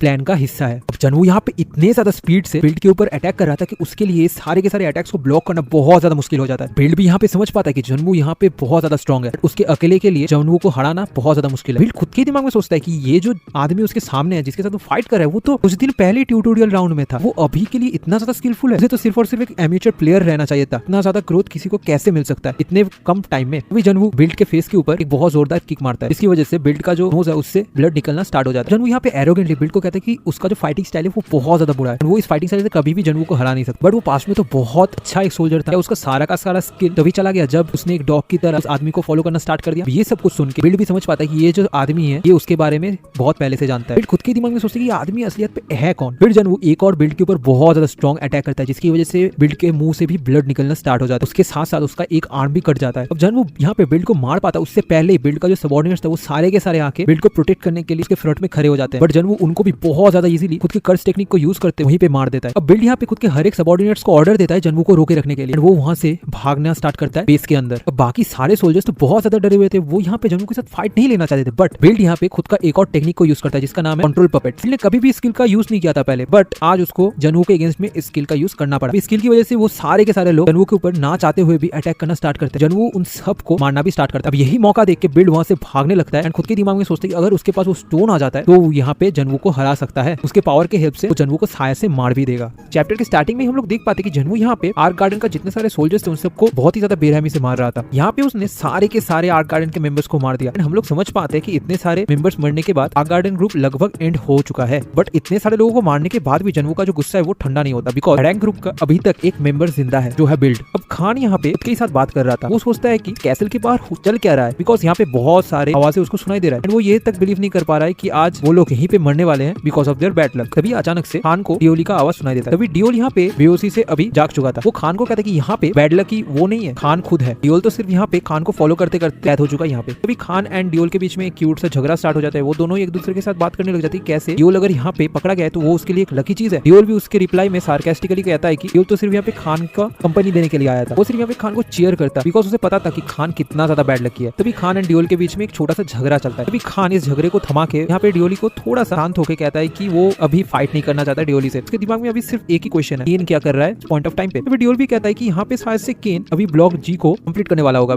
इवन विदाउट दोनों के हेल्प से। तभी खान भी कहता है कि अगर उसे पता होता कि उनका सिचुएशन इस तरीके का होने वाला है तो वो शायद से केन को लेके जाके हिडन पीस को दे देता, मतलब हिडन पीस का लोकेशन केन को बता देता, जिससे वो हिडन पीस को केन खुद के काम में लगा सकता था। अब खान एंड डियोली दोनों ही एक दूसरे के साथ बात कर रहे थे, तभी अचानक से प्रिजन का गेट खुलता है। वहां से जनवू बाहर निकाल के दोनों को कहता है कि वो अब भी उसे कह सकता है उस हिडन पीस का लोकेशन। अब वो दोनों ही खुद के दोस्त केन को देख के बहुत ज्यादा खुश हो जाते हैं, थोड़ा सा हैरान भी थे। अब केन यहाँ पे ना किसी टाइम वेस्ट किए हुए उन दोनों का जो करी है वो सब कुछ खोल देता है, जिससे वो दोनों यहाँ पे आजाद हो जाते हैं। अब डियोली केन को देख के बहुत ज्यादा खुश था। वो यहाँ पे केन को पूछ लेता है कि अभी के लिए वो यहाँ पे क्या कर रहा है। अब जनवू भी उसके रिप्लाई में कहता है कि यहाँ पे कुछ काम था इसलिए वो थोड़ी देर तक यहाँ पे रुका है। खान भी यहाँ पे कहता है कि हाँ उन दोनों का लास्ट टाइम में मुलाकात एंड फिर उन तीनों को अलग अलग रास्ते पे चले जाना थोड़ा सा बिटर वे पे हुआ, इसी वजह से खान यहाँ पे जनवू को थैंक यू कहता है उन दोनों को बचाने के लिए। अब जनवू यहाँ पे खान का टांग खींचते हुए ये कहता है कि वो कभी भी उस हिडन पीस का लोकेशन जनवू को बता सकता है अगर वो इतना ही ज्यादा ग्रेटफुल फील कर रहा है जनवू के लिए। तो खान यहाँ पे थोड़ा सा गुस्सा होकर जनवू को कहता है कि वो हमेशा हर एक चीज के लिए खुद का फायदा उठाने का कोशिश करता है। बट यहाँ पे खान जनवू को देख के बहुत ज्यादा खुश था। तभी खान भी खुद के दिमाग में सोचता है कि उसका बॉडी का हालत तो अभी बहुत बुरा है, क्या वो इस एरिया से जिंदा निकल पाएगा। अब डियोली यहाँ पे खान को कहता है कि उन दोनों का बॉडी का जो हालत है उससे वो लोग फाइट नहीं कर सकते, तो ऑफ कोर्स यहाँ पे वो दोनों ही जनवू के लिए एक बर्डन होंगे। तो यहाँ पे बेटर रहेगा जनवू उन दोनों को यहीं पे छोड़ के चला जाए, खुद के काम को कंप्लीट करे। ऑफ कोर्स वो जनवू को उनका लाइफ बचाने के लिए बहुत ज्यादा ग्रेटफुल है। खान यहाँ पे जनवू को रिप्लाई देता उससे पहले ही जनवू यहाँ पे खान को कह देता है कि सारे के सारे लोग यहाँ पे मारे गए हैं, तो उनको उतना ज्यादा परेशानी लेने का कोई जरूरत नहीं है। ये सुन के खान तो बहुत ज्यादा हैरान हो जाता है। वो जनवू को यहाँ पे डायरेक्टली पूछ लेते कि उसने एरेंग ग्रुप को कंप्लीटली वाइप आउट कर दिया है। अब डियोली ये बात को सुन के बहुत ज्यादा खुश हो जाता है। अब यहाँ पे जनवू के साथ वो दोनों बात कर रहे थे, तभी जनवू उन दोनों को कहता है कि अभी तक बिल्ड जिंदा है। ये सुन के खान जनवू को पूछता है कि क्या बिल्ड इस नीचे बेसमेंट में आया है। तभी जनवू भी खुद के दिमाग में सोचता है कि शायद से उसका अंदाजा सही था, बेसमेंट में कोई ना कोई सीक्रेट छुपा हुआ है। तभी जनवू खान को पूछ लेता है कि क्या चल रहा है इस बेसमेंट पे जिसकी वजह से वो इतना ज्यादा परेशान है। तभी खान यहाँ पे जनवू को एक्सप्लेन करने लगता है कि उसे उतना ज्यादा श्योरिटी नहीं है, बट जितना तक उसने बिल्ड से सुना था यहाँ पे इसी बेसमेंट में बिल्ड शायद से कोई ना कोई डेडली वेपन तैयार कर रहा है एंड इस डेडली वेपन को वो जिंदा प्लेयर के बॉडी के हेल्प से बना रहा है, जो बहुत ज्यादा डेंजरस है। तभी हम लोग देख पाते हैं कि वो तीनों ही एक जेल टाइप एरिया से जाने लगते हैं। ये जो जेल टाइप एरिया था ये था ह्यूमन फार्म। यहाँ पे उनको बहुत ज्यादा रॉटन फ्लेश का बदबू आता है, ऐसा लगता है कि बहुत दिनों से यहाँ पे लाशों को सड़ने के लिए रखा गया था। जनवू खुद के दिमाग में सोचते कितने सारे लोगों को एरेंग ग्रुप ने यहाँ पे मारा था। जनवू यहाँ पे श्योर है कि इस जेल के अंदर बहुत सारे ह्यूमंस जिंदा थे कुछ दिन पहले तक, शायद से उन सबको एरेंग ग्रुप ने रिसेंटली मारा है। अब यहाँ पे एल्केमी करने के लिए सबसे ज्यादा बेटर मटेरियल है एक ह्यूमन लिविंग बॉडी, जिसके हेल्प से बहुत सारे एल्केमिस्ट पावरफुल एल्केमी को परफॉर्म कर सकते थे, जिससे वो लोग बहुत सारे पावरफुल वेपन्स को भी तैयार करते थे। एंड इतना ज्यादा डेंजरस प्रोसेस के वजह से ही ये सारा एल्केमी एंड उसके साथ साथ ह्यूमन लाइफ स्टॉक को यूज करना इस पूरे के पूरे टावर पे बैन था। एंड यहाँ पे इस पूरे के पूरे जेल को देख के लगता है कि उन लोगों ने खुद के पावर को बढ़ाने के लिए यहाँ पे डेडलीस्ट मेथड्स को भी यूज किया। इसीलिए जनवू को बिल्ड को यहाँ पे मारना पड़ेगा, बिकॉज वो सिर्फ और सिर्फ एक पॉइजनस रैट है एंड अभी उसे उतना ज्यादा फिक्र करने का भी जरूरत नहीं है, बिकॉज उसने हान एंड डियोली दोनों को ही बचा लिया है। तभी जनवू यहाँ पे खुद के आसपास बहुत सारे सोल्स को देख पाता है। ये सारे के सारे सोल्स थे उन सारे प्लेयर्स का जो यहाँ पे सैक्रिफाइस के तौर पे यूज किया गया था। तभी जनवू उन सारे सोल्स को पूछता है कि क्या वो यहाँ पे जनवू को हेल्प करना चाहता है। यहाँ पे देख के तो ऐसा ही लगता है कि ये सारे लोग मतलब सोल्स जनवू को हाँ कह चुके हैं। तो जनवू यहाँ पे इन सबको एक कंडीशन बताता है जिसको फॉलो करके वो लोग एक दूसरे का हेल्प कर सकते हैं। एंड यही सोचते हुए हम लोग देख पाते हैं कि जनवू एक क्रीपी सा स्माइल देता है जिसको देख के ऐसा ही लगता है कि जनवू के पास एक बहुत बड़ा डेडली प्लान है इन सारे सोल्स को यूज करने का। तभी हम लोग देख पाते हैं बिल्ड को जो बहुत ज्यादा थका हुआ था वो एक रूम पे आके एक टेबल पे रखा हुआ ब्लैक कलर के स्टोन के पास आके खड़ा होता है। अब बिल्ड खुद के ही दिमाग में सोचते कि उसने बहुत ज्यादा टाइम वेस्ट किया था सिर्फ और सिर्फ इस स्टोन को तैयार करने के लिए। बिल्ड का बाकी जितने सारे कंपेनियंस थे वो सब के सब अभी एक हायर रैंक के पोजीशन में जा चुका है, बट बिल्ड ही एकमात्र ऐसा था जिसने अभी तक इस जैसा काम को कर रहा था जिसे वो प्रूव कर पाए कि वो भी किंग के पास खड़े होने के लिए वर्दी है। बट अभी के लिए उसका सर्वाइवल ही उसका मेन टास्क होने वाला है। यही कहते हुए वो उस ब्लैक कलर के स्टोन को निगल लेता है। अब सर लियोनेट ने यहाँ पे बिल्ड को कहा था कि इस स्टोन को सॉलो करने के बाद बिल्ड के बॉडी के अंदर बहुत सारा मैना एंटर होगा, मतलब उसे बहुत ज्यादा मैजिक पावर मिलेगा। यहाँ पे उसके बॉडी के ऊपर दो ही चीज हो सकता था, पहला तो वो उतना ज्यादा मैना को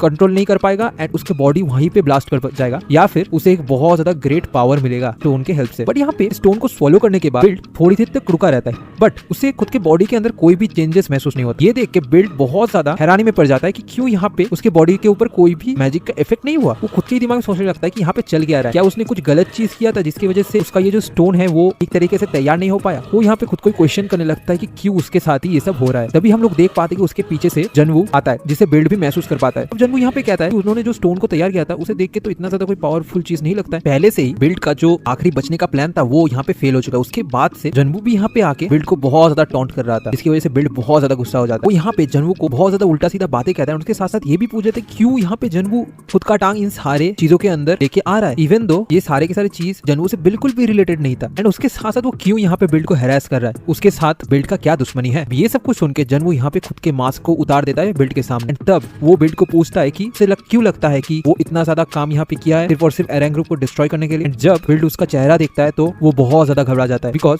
ऑफ कोर्स उसे देखने के बाद बिल्ड को जनवू का छोटा भाई का याद आ गया था जो था आर्टिया ग्रुप का लीडर। जब जनवू खुद का मास्क को उतारता है तब बिल्ड बहुत ज्यादा घबरा जाता है। यहाँ पे वो जब उसके चेहरे को देखता है तो वो बहुत ज्यादा कंफ्यूज हो जाता है एंड कहने लगता है कि ये तो इम्पॉसिबल है, वो अब भी कैसे जिंदा हो सकता है। अब यहाँ पे जनवू खुद के छोटे भाई का पर्सोनेट कर रहा था, इसी वजह से बिल्ड इतना ज्यादा डर जाता है। बिल्ड का ये कंफ्यूजन को जनवू मिटाता भी नहीं। यहाँ पे जनवू जब बिल्ड को टॉर्चर कर रहा था तो उसे बहुत सारे चीजों के बारे में पता चलता है, जैसे कि जनवू के भाई के डेथ के बाद जो आर्टिया ग्रुप था वो पूरी तरीके से डिसबैंड हो गया था, जिसकी वजह से बाकी जितने सारे बड़े बड़े गिल्ड्स थे वो सब के सब पावर पे आ गए थे एंड उनको रोकने वाला भी कोई नहीं था। यहाँ पे इस पूरे के पूरे लैंड को अब फ्रीली रूल कर सकते थे। टावर का जो पावर था वो शिफ्ट हो गया रातों रात। इतने सारे आर्टिया ग्रुप के मेंबर्स थे तो वो तो खुद के जो डिजायर था वो सब कुछ को कंप्लीट करने के लिए उनके रास्ते पे चले गए एंड वो सबने वो सब कुछ हासिल भी कर लिया था, बिकॉज उनके रास्ते पे अभी कोई नहीं खड़ा था। बट यहाँ पे वो अभी तक ये बिलीव करना चाहता है कि इतने सारे उसके भाई के किलर्स थे, उन सबके अंदर कोई एक ऐसा मेंबर जरूर रहेगा जो पूरे के पूरे सिचुएशन का गिल्ट खुद के ऊपर लिया था। बट बिल्ड को देख के ऐसा लग रहा है कि उन सारे के सारे लोगों का सोच एक जैसा है। वो लोग अब भी यही सोचते हैं कि उन्होंने जो काम किया था वो नेचुरल था। अभी हम बिल्ड का हालत देख पाते हैं जो बहुत ज्यादा बुरा था। यहाँ पे जनवू ने बहुत ज्यादा पीटा था बिल्ड को। बिल्ड यहाँ पे जनवू के पास से मरने का भीख मांगने लगता है। अब ये सब कुछ तो सुन के जनवू थोड़ा सा गुस्सा हो जाता है, बिकॉज वो हमेशा के एनिमीज को वही चीज देता जो वो नहीं मांगते थे, बट यहाँ पे वो ऐसा नहीं कर सकता। बट ऑफ कोर्स जनवू यहाँ पे बिल्ड को एक साधारण मौत तो नहीं देगा। यहाँ पे उसके लिए बहुत सारे सोल्स एंड स्पिरिट्स वेट कर रहे हैं उसको टॉर्चर करने के लिए। अब ये सब कुछ तो देख के बिल्ड बहुत ज्यादा डर जाता है। जनवू यहाँ पे खुद के मन में सोचता है कि ये सारे के सारे स्पिरिट्स के लिए बिल्ड से उसके भाई के मौत का बदला जरूर से ले लेगा। यहाँ पे हम लोग देख पाते हैं कि बिल्ड डरते डरते जनवू को कहता है कि उसने तो जनवू को सारे के सारे चीजें बता दिया था, बट अब भी जनवू उसे क्यों नहीं मार रहा है। वो खुद के आखिरी समय में पीसफुली मरना चाहता है, बट ये सारे के सारे सोल्स बिल्ड के बॉडी के ऊपर काबू करके उसके ऊपर टॉर्चर करने लगते हैं। वहां से जनवू चला जाता है। अभी हम देख पाते कि बिल्ड का जो ये पूरा का पूरा बेस था वो डिस्ट्रॉय हो चुका था। जनवू यहाँ पे सेडिया को थोड़ा सा देख के समझ पाता है कि यहाँ पे उसका काम खत्म हो चुका है, बट तभी वो देख पाता है एक डेड बॉडी को जो पूरी तरीके से जल गया था। वो यहाँ पे समझ पाता है कि ये बॉडी बिल्ड का था। वो समझ पाता है कि बिल्ड ने इवन दो उससे मरने का भीख मांगा था, बट फिर भी अभी भी वो खुद के जान को बचाने के लिए बिल्डिंग से बाहर निकलने का कोशिश करता है, बट सारे के सारे मलबा उसके ऊपर गिरने की वजह से वो वहीं पे मारा जाता है। बिल्ड के बॉडी को थोड़ा सा टच करते ही जनवू देख पाता है कि उसका फुल बॉडी डिसइंटीग्रेट हो गया था एंड यहाँ पे उसके बॉडी के अंदर से वही ब्लैक कलर का स्टोन निकलता है। स्टोन को जनवू देख के कहता है कि ये एक यूजलेस आइटम है उसके लिए। तो खुद के आंखों से इस आइटम का काम क्या है वो भी नहीं पढ़ सकता। ये इन सारे ट्यूटोरियल फ्लोर का साथ से वही जंक है जो कोई भी प्लेयर्स के लिए किसी काम का नहीं होता, बट फिर भी बिल्ड जैसे कुछ बेवकूफ लोग इस जैसे यूजलेस आइटम्स को बनाता है इतने सारे लोगों को सैक्रिफाइस करके। बट जनवू जब स्टोन को खुद के हाथ में लेता है तो ये स्टोन उसके बॉडी पे एब्जॉर्ब हो जाता है एंड उसके हार्ट के पास जाके स्टोर हो जाता है। ये देख के तो जनवू थोड़ा सा हैरान हो गया। वो यहाँ पे सोचता है कि ये तो बहुत ज्यादा अनकंफर्टेबल चीज है। वो इस चीज को खुद के बॉडी के पास में नहीं रखना चाहता, बट वो जितना ज्यादा मैजिक को यूज कर रहा है इस स्टोन का कोई भी चेंजेस नहीं आ रहा है। इवन वो खुद के मैजिक मैजिक को यूज करके स्टोन को खुद के बॉडी से नहीं निकल पाता है। पर यहाँ पे एक अच्छा चीज भी हुआ था कि वो स्टोन का थोड़ा बहुत स्टैटिस्टिक्स एंड चीजों के बारे में पढ़ पाता है। यहाँ पे वो स्टोन के बारे में थोड़ा बहुत इन्फॉर्मेशन को पढ़ के समझ पाता है कि ये स्टोन असलियत में एक यूजलेस आइटम नहीं है, बट ये एक इनकम्प्लीट आइटम है। एंड यहाँ पे इस चीज को तैयार करना उसके लिए अभी तो पॉसिबल नहीं है, बिकॉज इसके लिए एक अलग प्रोसेस का जरूरत है जिसको जनवू को ढूंढना पड़ेगा। जनवू फिर ये सारे के सारी चीजों को कलेक्ट करने के बाद फिर से इधर उधर देखता है एंड समझ पाता है कि अभी उसका काम अल्टीमेटली खत्म हो चुका है। वो फिर डोएल एंड खान का जो हाइड आउट प्लेस था वहाँ पे चला जाता है एंड वहाँ पे उन दोनों को बाहर निकलने के लिए कहता है। अब खान तो यहाँ पे जनवू का जो काम था उससे बहुत ज्यादा इंप्रेस था। खान यहाँ पे जनवू को पूछ लेता है कि वो इस वाले फ्लोर पे तो आया, बट यहाँ पे जनवू ने उन लोगों का हेल्प क्यों किया था। बट जनवू तब भी खान को कोई भी चीज का रिप्लाई नहीं देता है एंड एक मिस्टीरियस गाय का नकाब पहन के रहता है। तभी डियोल यहाँ पे बिल्ड के बारे में पूछता है तो जनवू यहाँ पे डियोल को कहता है कि बिल्ड मारा गया है, उसने बिल्ड को मार दिया है, जिसे सुन के डियोल थोड़ा सा शांत हो जाता है एंड वो रिलीफ भी पाता है। बट यहाँ पे डियोल अब भी सोच रहा था कि वो यहाँ पे बिल्ड को अकेले मारना चाहता था, बट उसका स्ट्रेंथ इनफ ना होने की वजह से वो इस काम में फेल हो गया। इसी वजह से डियोल को खान को दोनों को ही बाद वाले टाइम पे और भी ज्यादा स्ट्रॉन्ग बनना पड़ेगा, बिकॉज उन लोगों को भी नहीं पता कि अभी जो ये असुरा क्लैन है वो क्या करने वाले हैं। उनके साथ बाद वाले टाइम पे डियोल एंड खान का फाइट होना तो तय है। तभी हम लोग खान को देख पाते हैं जो यहाँ पे डियोल को कहता है कि उसका बॉडी अभी बहुत ज्यादा थक चुका है। वो लोग इस ट्यूटोरियल को कंप्लीट करने के बहुत ज्यादा करीब है, बट वो एक और स्टेप नहीं ले सकता इससे आगे। इसी वजह से खान वहीं पे बैठ जाता है। तभी वो डियोल को कहता है कि शायद से उन दोनों का जर्नी यहाँ पे खत्म हो चुका है। तभी डियोल भी यहाँ पे सुन के खान के इस डिसीजन के ऊपर एग्री करता है। तभी वो जनवू को पूछ लेता है कि उसका अभी नेक्स्ट प्लान क्या होने वाला है, वो क्या ब्लॉक जी पे जाएगा। अब यहाँ पे जनवू कहता है कि हाँ वो ब्लॉक जी में जाने का तो सोच रहा है। तभी खान एंड डियोल एक बैग को जनवू को देता है। जब जनवू इस बैग को खोलता है तो उसे उसके अंदर से बहुत सारे पॉइंट्स एंड टोकन्स मिलता है, जिसे देख के जनवू भी बहुत ज्यादा हैरान हो गया था। डियोल एंड खान यहाँ पे कहता है कि ये उनका जो जमाया हुआ पॉइंट्स है वो सब कुछ वो आज जनवू को दे रहा है। जनवू यहाँ पे ये सारी चीजों को खान एंड डियोल को वापस करने का कोशिश करता है, बिकॉज वो कहता है कि लोग अगर यहाँ पे जनवू को रिपे करने का कोशिश करे तो वो मत करे। यहाँ पे जनवू ने सिर्फ और सिर्फ दोनों का हेल्प किया है। बट तभी यहाँ पे खान जनवू को कहता है कि वो दोनों अभी इस ट्यूटोरियल से रिटायर होने वाले हैं।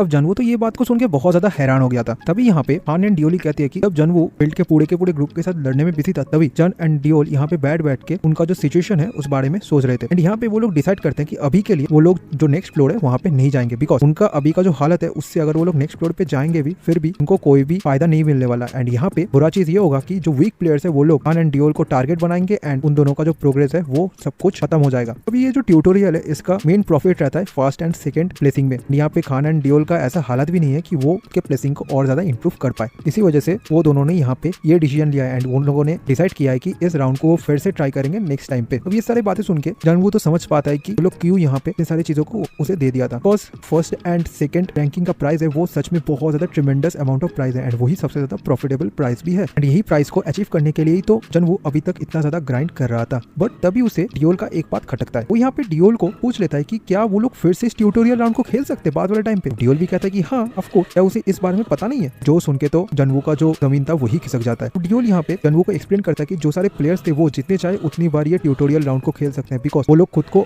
स्ट्रॉन्ग बनाते हैं इस ट्यूटोरियल राउंड पे, जिसके बाद वो लोग उस टावर को क्लाइम कर पाए। इसीलिए प्लेयर्स को हमेशा इस ट्यूटोरियल राउंड को सीरियसली लेना चाहिए। अब जनवू तो यहाँ पे खुद के ही दिमाग में सोचता है कि उसके डायरी में तो इस बारे में कोई भी चीज लिखा नहीं था कि वो लोग फिर से यहाँ पे ट्यूटोरियल राउंड को खेल सकते हैं, वरना वो कभी भी इतना ज्यादा टेंशन नहीं लेता यहाँ पे। एंड यहाँ पे उसके भाई ने भी इन सारी चीजों के बारे में कुछ भी नहीं बताया था। इसी वजह से वो थोड़ा सा गुस्सा हो जाता है खुद के भाई के ऊपर एंड उसे एक बेवकूफ कहता है। बट तभी वो समझ भी पाता है कि भाई के ना बताने के रीजन को, बिकॉज ये जो ट्यूटोरियल राउंड है ये टावर खुद डिसाइड करता है कि कब होगा कब नहीं होगा। तो यहाँ पे कोई भी प्लेयर अगर इस ट्यूटोरियल राउंड से बाहर चला जाता है तो वो नेक्स्ट टाइम पे कब इस ट्यूटोरियल राउंड पे एंटर हो पाएगा वो उसे भी नहीं पता। इसी वजह से जनवू को अभी खुद का ये जो ट्यूटोरियल राउंड है उसे कंप्लीट करना पड़ेगा। बट स्टिल यहाँ पे जनवू के लिए इस ट्यूटोरियल राउंड बहुत ज्यादा फन में था, बिकॉज उसने बिल्ड को भी यहाँ पे मार दिया था एंड उसके साथ उसने 2 नए प्लेयर्स के साथ भी मिला था जो उसे बहुत सारे एक्सपीरियंस दिया था इस टावर के बारे में। तभी जनवू यहाँ पे फिर से खान को पूछ लेते हैं कि क्या वो लोग चाहते हैं कि वो ये सारे के सारे पॉइंट्स को लेके चला जाए। खान भी यहाँ पे कहता है कि हाँ वो इन सबको ले सकता है। अब यहाँ पे उसका मर्जी कि वो इन सब से क्या करेगा, वो चाहे तो इन सबको फेक भी दे सकता है। बट यहाँ पे खान कहता है कि उसे ऐसा फीलिंग लग रहा है कि जनवू के पास अगर ये सारे के सारे टोकन्स रहेगा तो वो उन दोनों को हरा सकते हैं, पांते एंड एडोरा को। ऐसे टाइप का बिहेवियर देख के डियोल तो फिर से यहाँ पे खान को चिढ़ाने लगती है। तभी यहाँ पे खान एंड डियोल के बीच में एक छोटा सा झगड़ा स्टार्ट हो जाता है। अब यहाँ पे जनवू खुद के ही दिमाग में सोचता है कि उसने खान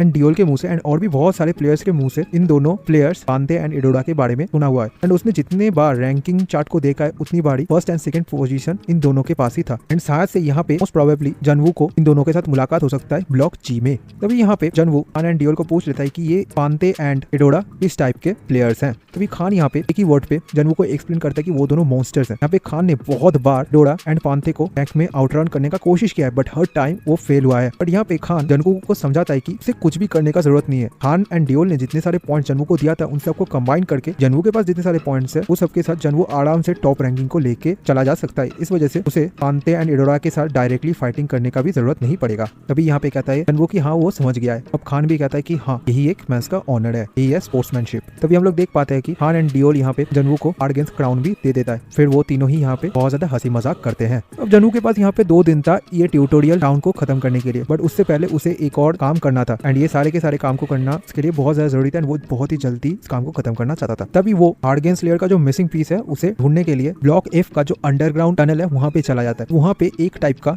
थ्रोन मोल मॉन्स्टर रहता है। अब ये मॉन्स्टर बहुत ज्यादा पावरफुल है। उसके नेस्ट में जाके अभी जनवू उस मोल के साथ फाइट कर रहा है। अब यहाँ पे इस मोल का स्ट्रेंथ इतना ज्यादा था कि इस मोल के स्ट्रेंथ के साथ वो केशिया स्नेक का स्ट्रेंथ को कंपेयर करता है। बट यहाँ पे जनवू बहुत ही आसानी से इस मोल मॉन्स्टर को भी मार देता है उस हार्डगेन क्राउन का जो पावर है उसके हेल्प से। उसके बाद उसे ब्लॉक एफ का जो लास्ट मिसिंग पीस था वो भी मिल जाता है। ये एक बहुत ही ज्यादा पावरफुल शॉट विजरिट था एंड यही वो ट्रम्प कार्ड था जिसके हेल्प से खान एंड डियोल पांथे एंड इडोरा को डिफीट करने वाले थे। अब जनवू का ये सारे के सारे चीजों के ऊपर जो मैनेजर था इस ट्यूटोरियल फ्लोर का वो भी नजर रखे हुए थे। वो तो जनवू का ये सारे अचीवमेंट्स को देख के बहुत ज्यादा खुश हो जाते हैं। वो यहाँ पे सोचने लगते हैं कि जनवू एक ऐसा पहला प्लेयर है जो ये सारे जो मिसिंग पीस है इन सब के ऊपर मोनोपोलाइज तैयार करके सारे के सारे मिसिंग पीस को हासिल कर लिया एंड उसके साथ साथ उसने हार्ड अगेंस्ट क्राउन एंड विजरिट शॉट को भी हासिल कर लिया है एंड उसके साथ साथ उसने अकेशिया स्नेक एंड एडंग ग्रुप दोनों को ही मार दिया है। अब जनवू का ये जो जर्नी था ये बहुत ज्यादा इंटरेस्टिंग था इस मैनेजर के लिए। जनवू एक बहुत ज्यादा इंटरेस्टिंग प्लेयर भी है। अभी यहाँ पे सिर्फ और सिर्फ 12 आवर्स बचा हुआ है जनवू के लिए इस ट्यूटोरियल राउंड को खत्म करने का। तो अभी मैनेजर जनवू का जो नेक्स्ट स्टेप्स है उन सब के ऊपर नजर रखे हुए थे एंड वो भी वेट कर रहे थे कि जनवू अभी क्या करेगा इसके बाद वाले टाइम पे। अब यहाँ पे वो मैनेजर हमको कहता है कि यहाँ पे बहुत सारे अदर मैनेजर्स भी हैं जो इन सारे प्लेयर्स के ऊपर नजर रखते हैं, बट कुछ हाई लेवल मैनेजर्स ही ऐसे हैं जो इन सारे कैमरास के ऊपर नजर रखने का जो परमिशन है वो पाते हैं। बट बहुत सारे ऐसे भी मैनेजर्स होते हैं जिनका इन सारे प्लेयर्स के ऊपर मैनेजरियल जो ओहदा है वो इतना ज्यादा बुरा होता है कि उनके ऊपर बहुत सारे सजाएं मिलता है। इसी वजह से अभी के लिए इतना ज्यादा इन्फॉर्मेशन जो गॉब्लिन मैनेजर था उसे मिला था वो सब कुछ को लॉक करके एक प्राइवेट डेटा पे रख देता है जिससे कोई भी अदर मैनेजर इस सब के ऊपर एक्सेस ना कर पाए। तभी हम लोग देख पाते हैं कि जनवू ब्लॉक जी की ओर बढ़ रहा था। अब ये एक फ्लोटिंग आइलैंड था। यहाँ पे जनवू कहता है कि ये जो आइलैंड है इसके ऊपर मेनली प्लेयर्स वर्सेस प्लेयर्स का फाइट होता है। मतलब वही same block A and F का रूल्स यहाँ पे अप्लाई होता है। जिसके पास जितना ज्यादा पॉइंट रहेगा वही रैंक चार्ट में जीतेगा। एंड यहाँ पे उसके भाई ने भी कह दिया था कि ये जो ब्लॉक जी है ये असलियत पे एक बैटल रॉयल टाइप का ब्लॉक है जहाँ पे प्लेयर भी प्लेयर फाइट होता है एंड इसी ब्लॉक में प्लेयर्स का जो रैंकिंग है ये बहुत ज्यादा बदल जाता है। इस चीज के ऊपर जनवू को बहुत ज्यादा ध्यान रखना पड़ेगा। जनवू जब ऊपर में जाता है तो वो देख पाता है कि वहाँ पे एक बहुत बड़ा भीड़ इकट्ठा हो चुका है। बाकी जितने सारे प्लेयर्स थे वो सबके सब यहाँ पे कोई एक पर्सन के ऊपर बहुत ज्यादा गुस्सा था। बाकी सारे प्लेयर्स कह रहे थे कि ये जो दोनों हैं ये लोग कैसे ट्यूटोरियल राउंड पे आ सकते हैं, ये लोग तो एक मॉन्स्टर हैं, इनको हराना उनके लिए भी पॉसिबल नहीं है। तभी हम लोग देख पाते हैं पांते को जो डायरेक्टली इन सारे के सारे प्लेयर्स को चैलेंज करके उन सबको मार रहा था। अब जनवू यहाँ पे उन दोनों को देख के समझ पाता है कि यही पांते एंड इडोरा है। ये दोनों ही ऑन टाइप के मेंबर्स हैं। करंटली इस ट्यूटोरियल राउंड का 2 टॉप रैंकिंग प्लेयर्स भी है।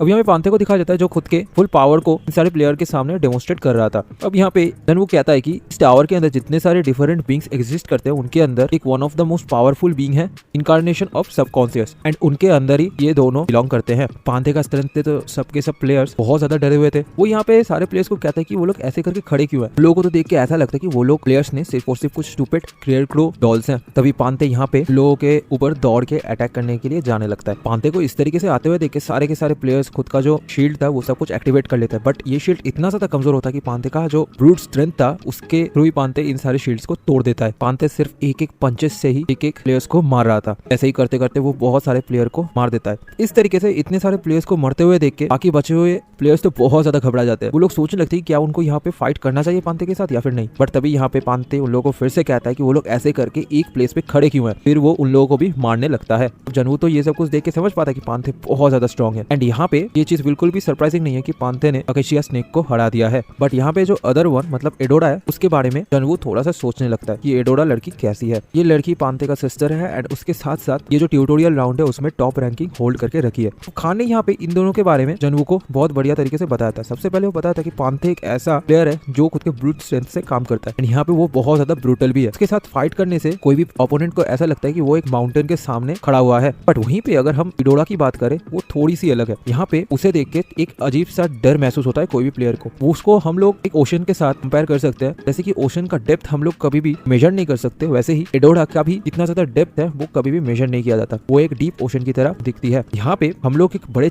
माउंटेन का टॉप को जरूर से देख सकते हैं बट एक ओशन का क्या डीपनेस को देख सकते हैं नहीं। यहाँ पे उन दोनों में से खान को एडोरा ज्यादा डेंजरस लगता है। अब यहाँ पे जनवू तो एडोरा को थोड़ा सा एनालाइज करने का कोशिश कर रहा था बट तभी एडोरा भी यहाँ पे जनवू को नोटिस कर पाता है। यहाँ पे एडोरा एक छोटा सा स्माइल भी देती है जनवू को। अब ये देख के जनवू भी समझ पाता है कि वो यहाँ पे डिस्कवर हो चुका है बट वो थोड़ा सा डिसअपॉइंट भी था इस चीज को लेके बिकॉज वो थोड़ी देर और इन दोनों को एनालाइज करना चाहता था। बट अभी शायद से यहाँ पे जनवू को डायरेक्टली फ्लाइट लेना पड़ेगा इन दोनों के साथ। फिर जनवू खुद के बैग से उसका जो सारा का सारा पॉइंट्स था जो उसने ब्लॉक ई एंड एफ में कलेक्ट किया था वो सब कुछ को निकालता है और उस बैग से सारे के सारे पॉइंट्स को यहाँ पे हर एक प्लेयर के सामने जमीन पे गिरा देता है। जो देख के सारे प्लेयर्स तो बहुत ज्यादा हैरान थे। इवन एडोरा भी यहाँ पे हैरान हो जाती है। पांथे भी सोचने लगते हैं कि इस लड़के के पास कितना सारा पॉइंट्स है। प्लेयर्स यहाँ पे कहने लगते हैं कि क्या ये लड़का यहाँ पे रिटायर होना चाहता है पांथे का स्ट्रेंथ देख के। ये तो एक बहुत बड़ा वेस्ट है पॉइंट्स का, उसने इतने सारे पॉइंट्स को उन लोगों को क्यों नहीं दे दिया। बट तभी हम लोग देख पाते हैं कि वो खुद का सारा ये जो पॉइंट्स था इन सबको कंबाइन करने के लिए कहता है सिस्टम को। सिस्टम इन सारे पॉइंट्स को कंबाइन करने के बाद जनवू का जो लास्ट वैल्यू निकलता है वो है 1,09,984 पॉइंट्स। इसी पॉइंट्स के साथ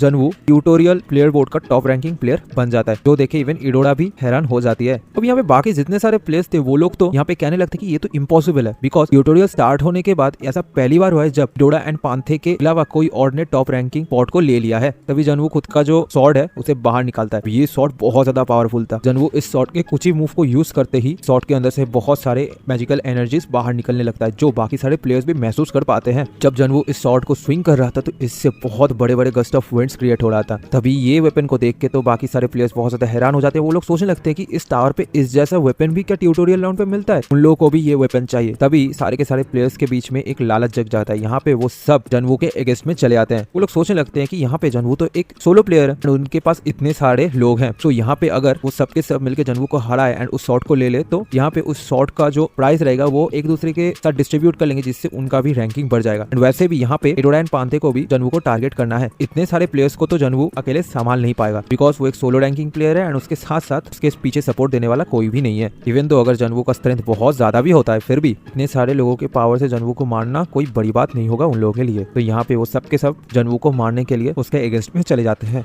अभी हमें थोड़ा सा वेजिस शॉट के बारे में बताया जाता है। ये एक लेजेंडरी शॉट है जो बहुत सारे हीरोज एंड अनडिसेंट वॉरियर्स ने बिल्ड किया था। इवन तो इस शॉट का बहुत सारे स्किल्स अभी सील्ड है बिकॉज ये शॉट अभी एक डिमोनिक शॉट में कन्वर्ट हो चुका है। फिर भी इस शॉट का कुछ ऐसे फीचर्स अभी यूज किया जा सकता है जो ट्रेमेंडसली पावरफुल है। उन सब के अंदर जो फर्स्ट फीचर था वो है द ब्लेसिंग ऑफ शॉट। ये एक बहुत ज्यादा पावरफुल फीचर है इस शॉट का। इसी ऑप्शन के लिए ही खान एंड डियोली ने इस शॉट को लेने का कोशिश किया था। खान यहाँ पे एक्सप्लेन करता है कि ये जो वेजिस शॉट है ये बहुत ज्यादा पावरफुल शॉट है। इसका जो ब्लेसिंग ऑफ शॉट स्किल है उसकी वजह से पांथे एंड एडोरा के साथ जब जनवू फाइट लेगा तो उनका स्ट्रेंथ जितना ज्यादा बढ़ेगा इस शॉट का भी स्ट्रेंथ उतना ही ज्यादा बढ़ेगा, जिसकी वजह से दोनों के साथ जनवू का जो स्ट्रेंथ गैप है वो बहुत ज्यादा कम जाएगा एंड जनवू यहाँ पे लोगों को हरा सकता है। इस एबिलिटी को यूज करके खान एंड डियोली सोच रहे थे यहाँ पे इन दोनों सिबलिंग्स के पावर्स को कैच करने का। अब जनवू यहाँ पे खुद के ही दिमाग में सोचता है कि उसका जो ये शॉट है उसका जो डार्क ऑरा है वो जब तक एम्पलीफाई होके कंप्लीट हो जाएगा उसके बाद एम्पलीफाइड डार्क ऑरा के ऊपर भी जनवू खुद का कलेक्ट किया हुआ जो सोल्स है उन सबके पावर्स को यूज करेगा जिससे शॉट का पावर और भी ज्यादा बढ़ जाएगा। तभी हम लोग देख पाते हैं कि वहाँ पे एक बहुत बड़ा ब्लैकिश टॉर्नेडो टाइप का तैयार हो चुका है जनवू की वजह से।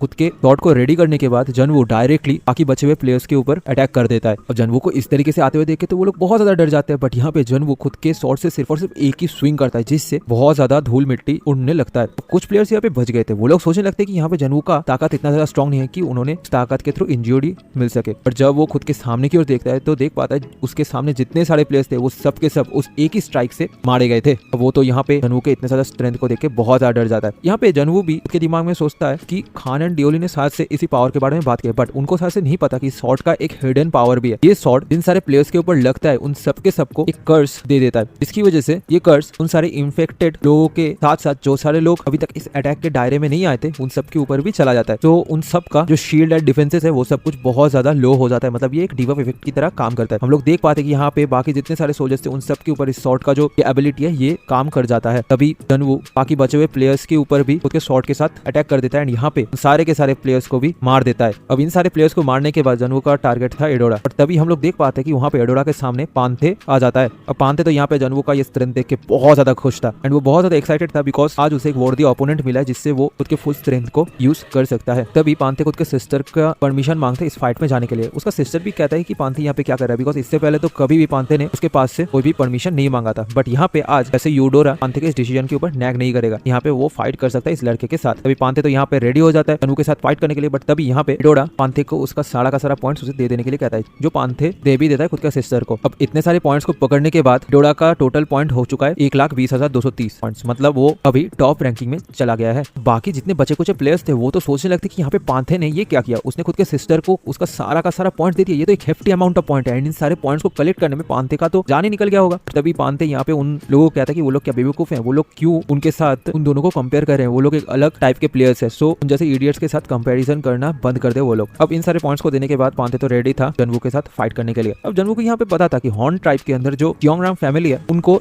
ब्लड इनहेरिटेशन के थ्रू एक पावर मिलता है जो एक बहुत ज्यादा पावरफुल टेक्निक है। इस पावर का नाम है लाइटनिंग फिस्ट। अभी हम लोग देख पाते हैं कि पांथे खुद के इस लाइटनिंग फिस्ट पावर को एक्टिवेट करता है। वो तभी बिना किसी टाइम वेस्ट के डायरेक्टली जनवू के ऊपर अटैक करने के लिए दौड़ के आगे बढ़ने लगता है। तभी जनवू भी यहाँ पे का जो वर्जिस स्वॉर्ड है उसके अंदर बहुत सारे मैजिक को स्टोर करके खुद के अटैक को भी रेडी कर लेता है। अब यहाँ पे पांथे एंड जनवू दोनों ही खुद के अटैक्स को करते हैं जिससे दोनों का ही अटैक नलिफाई हो जाता है। ये देख के तो पांथे बहुत ज्यादा इंप्रेस हो गया था बिकॉज जनवू इतना ज्यादा स्ट्रॉन्ग था कि उसने लाइटनिंग फिस्ट अटैक को भी ब्लॉक कर लिया था। तभी पांथे यहाँ पे जनवू को कहता है कि वो बहुत स्ट्रॉन्ग प्लेयर है, बट यहाँ पे उन दोनों को फिर से शायद से इस अटैक को करना चाहिए। अभी हम लोग देख पाते कि जनवू के शॉट को जमीन पे गाड़ देता है एंड यहाँ पे शॉट के थ्रू एनर्जी को रिलीज करता है जो बहुत ज्यादा पावरफुल था एंड यहाँ पे पांथे भी समझ पाता है कि ये अटैक बहुत ज्यादा खतरनाक है एंड हम लोग देख पाते कि यहाँ पे पांथे इतना पावरफुल अटैक की वजह से बहुत सारे इंजरीज को रिसीव करते हैं, उसके मुंह से भी ब्लड निकलने लगता है। वो खुद के ही दिमाग में सोचता है कि वो एक किंग है एंड हॉर्न ट्राइब का one of the most strongest soldier भी है, बट फिर भी आज एक प्लेयर ने उसे खुद के पावर को यूज करते हुए पीछे धकेल दिया। इवन दो उसके पास अकेशिया स्नेक का भी स्ट्रेंथ था, उसका मैजिक बहुत ज्यादा प्योर था एंड बहुत ज्यादा स्ट्रॉन्ग भी। यहाँ पे पांथे के फादर ने उसे कह दिया था कि रिट्रीट नाम का कोई भी चीज वॉरियर्स के ऊपर सूट नहीं करता है, इसी वजह से पांथे यहाँ पे खुद के मरते दम तक लड़ेगा एंड वो खुद के फुल पावर को एक्टिवेट कर लेता है। हम लोग देख पाते कि पांथे के हर एक साइड से बहुत सारे गोल्डन कलर का इलेक्ट्रिक लाइट्स बाहर निकलता है। अभी पांथे बहुत ज्यादा स्ट्रॉन्ग हो गया था। पांथे यहाँ पे खुद के फुल पावर को रिलीज करने के बाद बहुत ही ज्यादा स्पीड से जनवू की तरफ जंप करते करते जा रहा था एंड यहाँ पे वो जनवू के ऊपर बहुत सारे अटैक्स भी करता है जो जनवू खुद के शॉट के हेल्प से ब्लॉक भी कर लेता है। तभी हम लोग देख पाते कि एडोरा कुछ ना कुछ तो कर रही थी बिकॉज वो एनालाइज कर रही थी कि जनवू यहाँ पे क्या कर रहा है। तभी यहाँ पे पांथे एक बहुत ज्यादा पावरफुल अटैक देता है जिसको डॉज करने के लिए जनवू को स्टेडियम के ऊपर जंप करना पड़ता है। वो देख पाते कि ये स्टेडियम पूरी तरीके से धूल मिट्टी में कवर हो गया था, इसी वजह से जनवू नीचे क्या चल रहा है वो सब कुछ नहीं देख पाता, बट वो समझ पाता है कि ये सेम चीज शायद से पांथे के लिए भी एप्लीकेबल है। ऐसे पांथे भी यहाँ पे जनवू को नहीं देख पा रहा है, बट तभी अचानक से जनवू के पीछे से पांथे आ जाता है। जनवू तो यहाँ पे इस चीज को एक्सपेक्ट नहीं किया था, इसी वजह से पांथे का एक पंच डायरेक्टली जनवू के ऊपर लगता है। उसके बाद ऐसे ही करके बहुत सारे पंचेस पांथे जनवू को मारता है। यहाँ पे जनवू बहुत ज्यादा इंजर्ड हो गया था, उसके मुंह से भी ब्लड निकलने लगता है। तभी हम लोग देख पाते हैं कि जनवू नीचे गिर रहा था, पांथे उसके सिर को पकड़ के उसका एक और पंच रेडी करता है एंड वो यहाँ पे जनवू को कहता है कि ये ओवर हो चुका है। अब अभी तक हम लोग को ऐसा ही लग रहा था कि यहाँ पे जनवू हार चुका है, बट जनवू यहाँ पे खुद का एक एबिलिटी को यूज करता है जो उसने पहले कभी भी यूज नहीं किया था, वो था फोरसाइट। अब इस फ्लोर में आने से पहले जनवू इस एबिलिटी के बारे में बहुत ज्यादा सोचा था। यहाँ पे वो देख पाए कि ये जो फोरसाइट एबिलिटी है ये उसे कुछ मेयर सेकंड्स का फ्यूचर को पहले ही दिखा दे सकता है। ऑफ कोर्स कुछ मेयर सेकंड्स का फ्यूचर उसके लिए उतना ज्यादा इंपॉर्टेंट नहीं हो सकता, बट एक एक सेकंड भी एक बैटल फील्ड पे बहुत ज्यादा इंपॉर्टेंट होता है। वो जानता है कि अगर एक एक सेकंड का भी फ्यूचर वो देख लेता खुद के पास्ट लाइफ में तो वो बहुत ही ज्यादा आसानी से उन सारे बैटल को जीत पाता खुद के आर्मी वाले टाइम पे एंड वहाँ पे बहुत सारे सोल्जर्स का जान भी वो बचा पाता। ये स्किल बहुत ज्यादा इंपॉर्टेंट स्किल है, बट यहाँ पे एक सिंगुलर प्रॉब्लम है, वो है कि वो कब इस स्किल को एक्टिवेट करेगा, बिकॉज ये स्किल बहुत ज्यादा मैना कंज्यूम करता है। अभी जनवू के पास जितना ज्यादा मैना है उससे जनवू सिर्फ और सिर्फ 5 सेकंड का ही मेयर फ्यूचर को देख सकता है। तो यहाँ पे कोई भी प्लेयर अगर इस फोरसाइट स्किल को यूज करना चाहता है तो उसे बहुत सारे एनालिटिक्स करना पड़ेगा एंड फिर डिसाइड करना पड़ेगा कि कब उसे ये स्किल को एक्टिवेट करना है। बिकॉज जंग के टाइम पे अचानक से जनवू अगर इस स्किल को कहीं पे भी एक्टिवेट कर लेता है तो उसका मैना कंजम्पशन होने की वजह से उसका बॉडी से मैना खत्म हो जाएगा एंड वो उस फाइट को उसी वजह से हार भी सकता है। सो ये स्किल जितना ज्यादा इजी दिखते उतना ज्यादा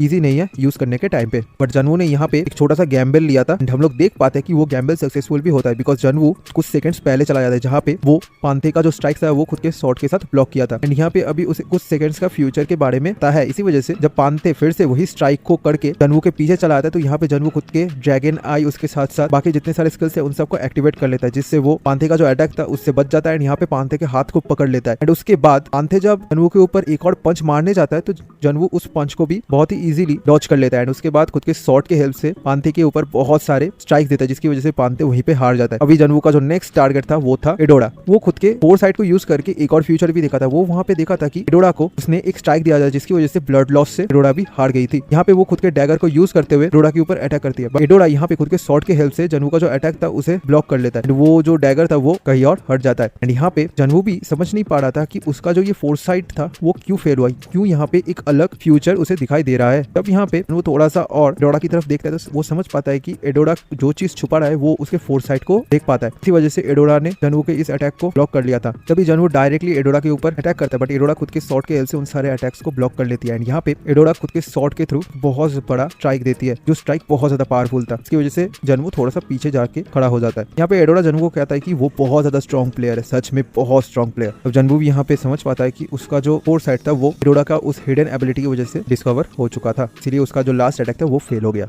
अब हमें एडोरा का जो हिडन स्किल है उसके बारे में बताया जाता है। अब ये जो स्किल था उसका नाम था इनसाइट। ये एक बहुत ही ज्यादा पावरफुल स्किल था, जस्ट लाइक फोरसाइट। अब यहाँ पे ये जो इनसाइट था ये एक उसके यूजर को वर्ल्ड का जो ट्रूथ है वो उसके साइट के थ्रू दिखाने का कोशिश करता है। इसी वजह से एडोरा ने उस स्किल को यूज करते हुए जनवू का जो अटैक था उसे डॉच कर लिया था। अब हॉर्न ट्राइब के पास ऐसे दो ही स्किल्स थे। सबसे पहला था लाइटनिंग फिश जो पांथे को मिला था एंड दूसरा था इनसाइट। ये स्किल लाइटनिंग फिश से बहुत ज्यादा हार्ड था लर्न करने के लिए, इसी वजह से इनहेरिटेड के हिसाब से ये स्किल को यूडोरा को मिला था। यूडोरा खुद के इंटेलिजेंस की वजह से इस स्किल को बहुत ही अच्छे तरीके से यूटिलाइज भी कर पाई थी। इसी वजह से अब तक इस ट्यूटोरियल राउंड पे ये दोनों टॉप रैंकिंग हासिल करके रहे थे। इनसाइड स्किल ने यूडोरा एंड पांथे को बहुत ज्यादा हेल्प किया था। स्किल की वजह से ही आज जनवू का जो फोर साइड स्किल था वो यूडोरा के ऊपर काम नहीं किया था एंड उसका जो 3 सेकंड्स था वो भी खत्म हो जाता है। तभी यहाँ पे यूडोरा जनवू को पूछ लेता है कि क्या वो अब भी इस फाइट को कंटिन्यू करना चाहता है। तभी यहाँ पे जनवू खुद के शॉट को अंदर घुसाए कहता है कि नहीं, ये फाइट एंड हो चुका है। तभी यहाँ पे यूडोरा भी थोड़ा सा खुश हो जाती है एंड यहाँ पे जनवू को कहते हैं कि उन लोगों ने उस जैसा पावरफुल प्लेयर इस पूरे के पूरे ट्यूटोरियल में कभी भी नहीं देखा था एंड वो बहुत ज्यादा खुश भी थी जनवू को जैसे पावरफुल प्लेयर के साथ फाइट करने के बाद। यहाँ पे जनवू ने सिर्फ और सिर्फ उसके भाई को ही नहीं उसके साथ साथ बहुत सारे प्लेयर्स को भी डिफीट किया था। ये अचीवमेंट इनफ था जिसके बाद जनवू शायद से टॉप रैंकिंग को हासिल कर सकता था, बट एडोरा का यहाँ पे उसका मोटिव है जिससे उन लोगों को फर्स्ट रैंकिंग को चाहिए ही चाहिए था। अब यहाँ पे जनवू एडोरा को पूछ लेता है कि उसे क्यों लगता है कि वो यहाँ पे जीत गया है। अब यहाँ पे एडोरा तो बहुत ज्यादा कंफ्यूज है जनवू के इस क्वेश्चन से। वो पूछ लेती है उसने क्या कहा। अभी जनवू यहाँ पे उसके हाथ में एडोरा एंड पांथे का जितना सारा पॉइंट्स है वो सब कुछ को एडोरा को दिखाता है। अब ये देखे तो एडोरा भी बहुत ज्यादा शॉक हो जाती है। अभी वो रियलाइज कर पाती है कि ये उसका ही टोकन है। अभी जनवू यहाँ पे एडोरा को समझाता है कि उसका जो इनसाइड स्किल है ये सिर्फ और सिर्फ उसके विजन के अंदर वाले चीजों को ही दिखा सकता है, बट यहाँ पे जनवू ने जो किया था वो एडोरा के विजन के बाहर था। अब यहाँ पे एडोरा भी समझ पाती कि जनवू ने जब खुद के डैगर को एडोरा की तरफ फेंका था तब कोइंसिडेंटली वो डैगर रिफ्लेक्ट होके उन सारे पॉइंट्स के जो स्ट्रिंग्स है उन सबको काट दिया था। इसी वजह से जनवू के हाथ में आज एडोरा का सारा पॉइंट है। तभी जनवू यहाँ पे एडोरा को कहता है कि वो इन सारे पॉइंट्स का बहुत अच्छे तरीके से ख्याल रखेगा। फिर वो खुद के पॉइंट्स को कंबाइन कर लेता है एंड यहाँ पे हम लोग को दिखाया जाता है कि जनवू का जो रैंक था वो टॉप रैंकिंग में फिर से चला आया था एंड यहाँ पे जनवू का टोटल पॉइंट्स था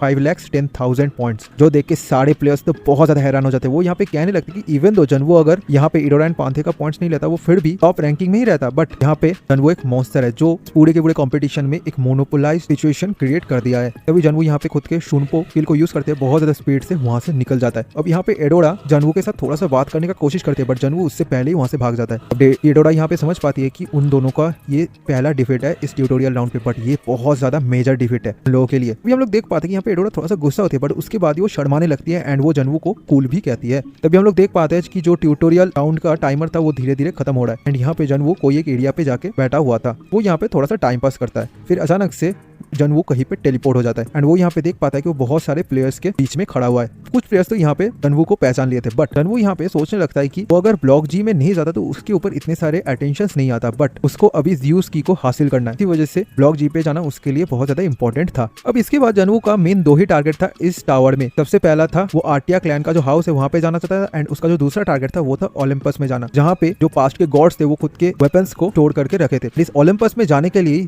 जनवू को ज़्यूस की का जरूरत था एंड उसके साथ साथ और भी 11 चीजों का, एंड ये ज़्यूस की को हासिल करने के लिए उसे ये जो ट्यूटोरियल राउंड है उसे टॉप रैंकिंग में जाना इंपॉर्टेंट था। तो जनवू यहाँ पे सोचने लगता है कि खान एंड ड्यूली ने साथ से यहाँ पे रिटायर हो चुका है, इसी वजह से वो दोनों यहाँ पे दिख नहीं रहे। जनवू को ऐसा फीलिंग पहले ही आ गया था कि वो इसके बाद कभी भी खान एंड ड्यूली के साथ मिल नहीं पाएगा, पर तभी यहाँ पे जनवू के पीछे से कोई उसे पुकारता है। जनवू इस आवाज को पहचान भी लेता है। तभी हम लोग देख पाते हैं योल को, जो यहाँ पे बहुत ज्यादा खुश था। वो यहाँ पे जनवू को देख के भी बहुत ज्यादा खुश था। वो यहाँ पे कहने लगता है जनवू को कि उसकी वजह से ही आज योल का इतना ज्यादा इंप्रूवमेंट हुआ है। जनवू भी यहाँ पे योल को एनालाइज करके समझ पाता है कि उसने ने बहुत ज्यादा इंप्रूवमेंट कर लिया है एंड उसके पास एक बहुत ही बढ़िया पावर भी आ चुका है। अब योल भी यहाँ पे जन्वू को कहता है कि उसने ब्लॉक बी में इंसिडेंटली जो फ्रेजिया गार्डन है वहाँ पे चला गया था, जहाँ पे उसने एक स्पिरिट के साथ कॉन्ट्रैक्ट किया था, जिसकी वजह से आज योल का पावर जो है वो बहुत ज्यादा बढ़ चुका है। उसके साथ साथ ही उसको एक और मास्टर भी मिला था। अब ये मास्टर सुन के जन्वू थोड़ा सा कंफ्यूजन में चला जाता है, बट यहाँ पे योल कहता है कि इसका मास्टर बहुत बढ़िया है एंड ये मास्टर उसको कभी भी धोखा नहीं देगा एंड वो इसी वजह से जन्वू को थैंक्स भी कहता है एंड कहता है कि फ्यूचर वाले टाइम पे अगर जन्वू को कोई भी हेल्प का जरूरत है तो योल हमेशा उसको हेल्प करने के लिए रेडी है। जन्वू खुद के ड्रैगन आई को यूज करके देख पाता है कि योल का जो फुल बॉडी था वो पूरी तरीके से प्यूरिफाई हो चुका है। तभी योल एंड जन्वू थोड़ा बहुत और बातें करते हैं, फिर योल यहाँ पे जन्वू को गुड बाय कह के कहीं पे चला जाता है। तो जन्वू भी यहाँ पे समझ पाता है कि वो इस टावर के बाकी जितने सारे मैटर्स थे उन सब के ऊपर बहुत ज्यादा इन्वॉल्व हो गया था। अब यहाँ पे इसके बाद ही एंट्री होता है वही गॉब्लिन ट्यूटोरियल मैनेजर का, जो यहाँ पे सबके सामने खुद को इंट्रोडक्शन देता है एंड सबको शुक्रिया अदा करता है उनके हार्ड वर्क के लिए। वो यहाँ पे बहुत ज्यादा खुश थे इस जैसे एक्स्ट्राऑर्डिनरी ट्यूटोरियल रिजल्ट से। तभी वो यहाँ पे जो ट्यूटोरियल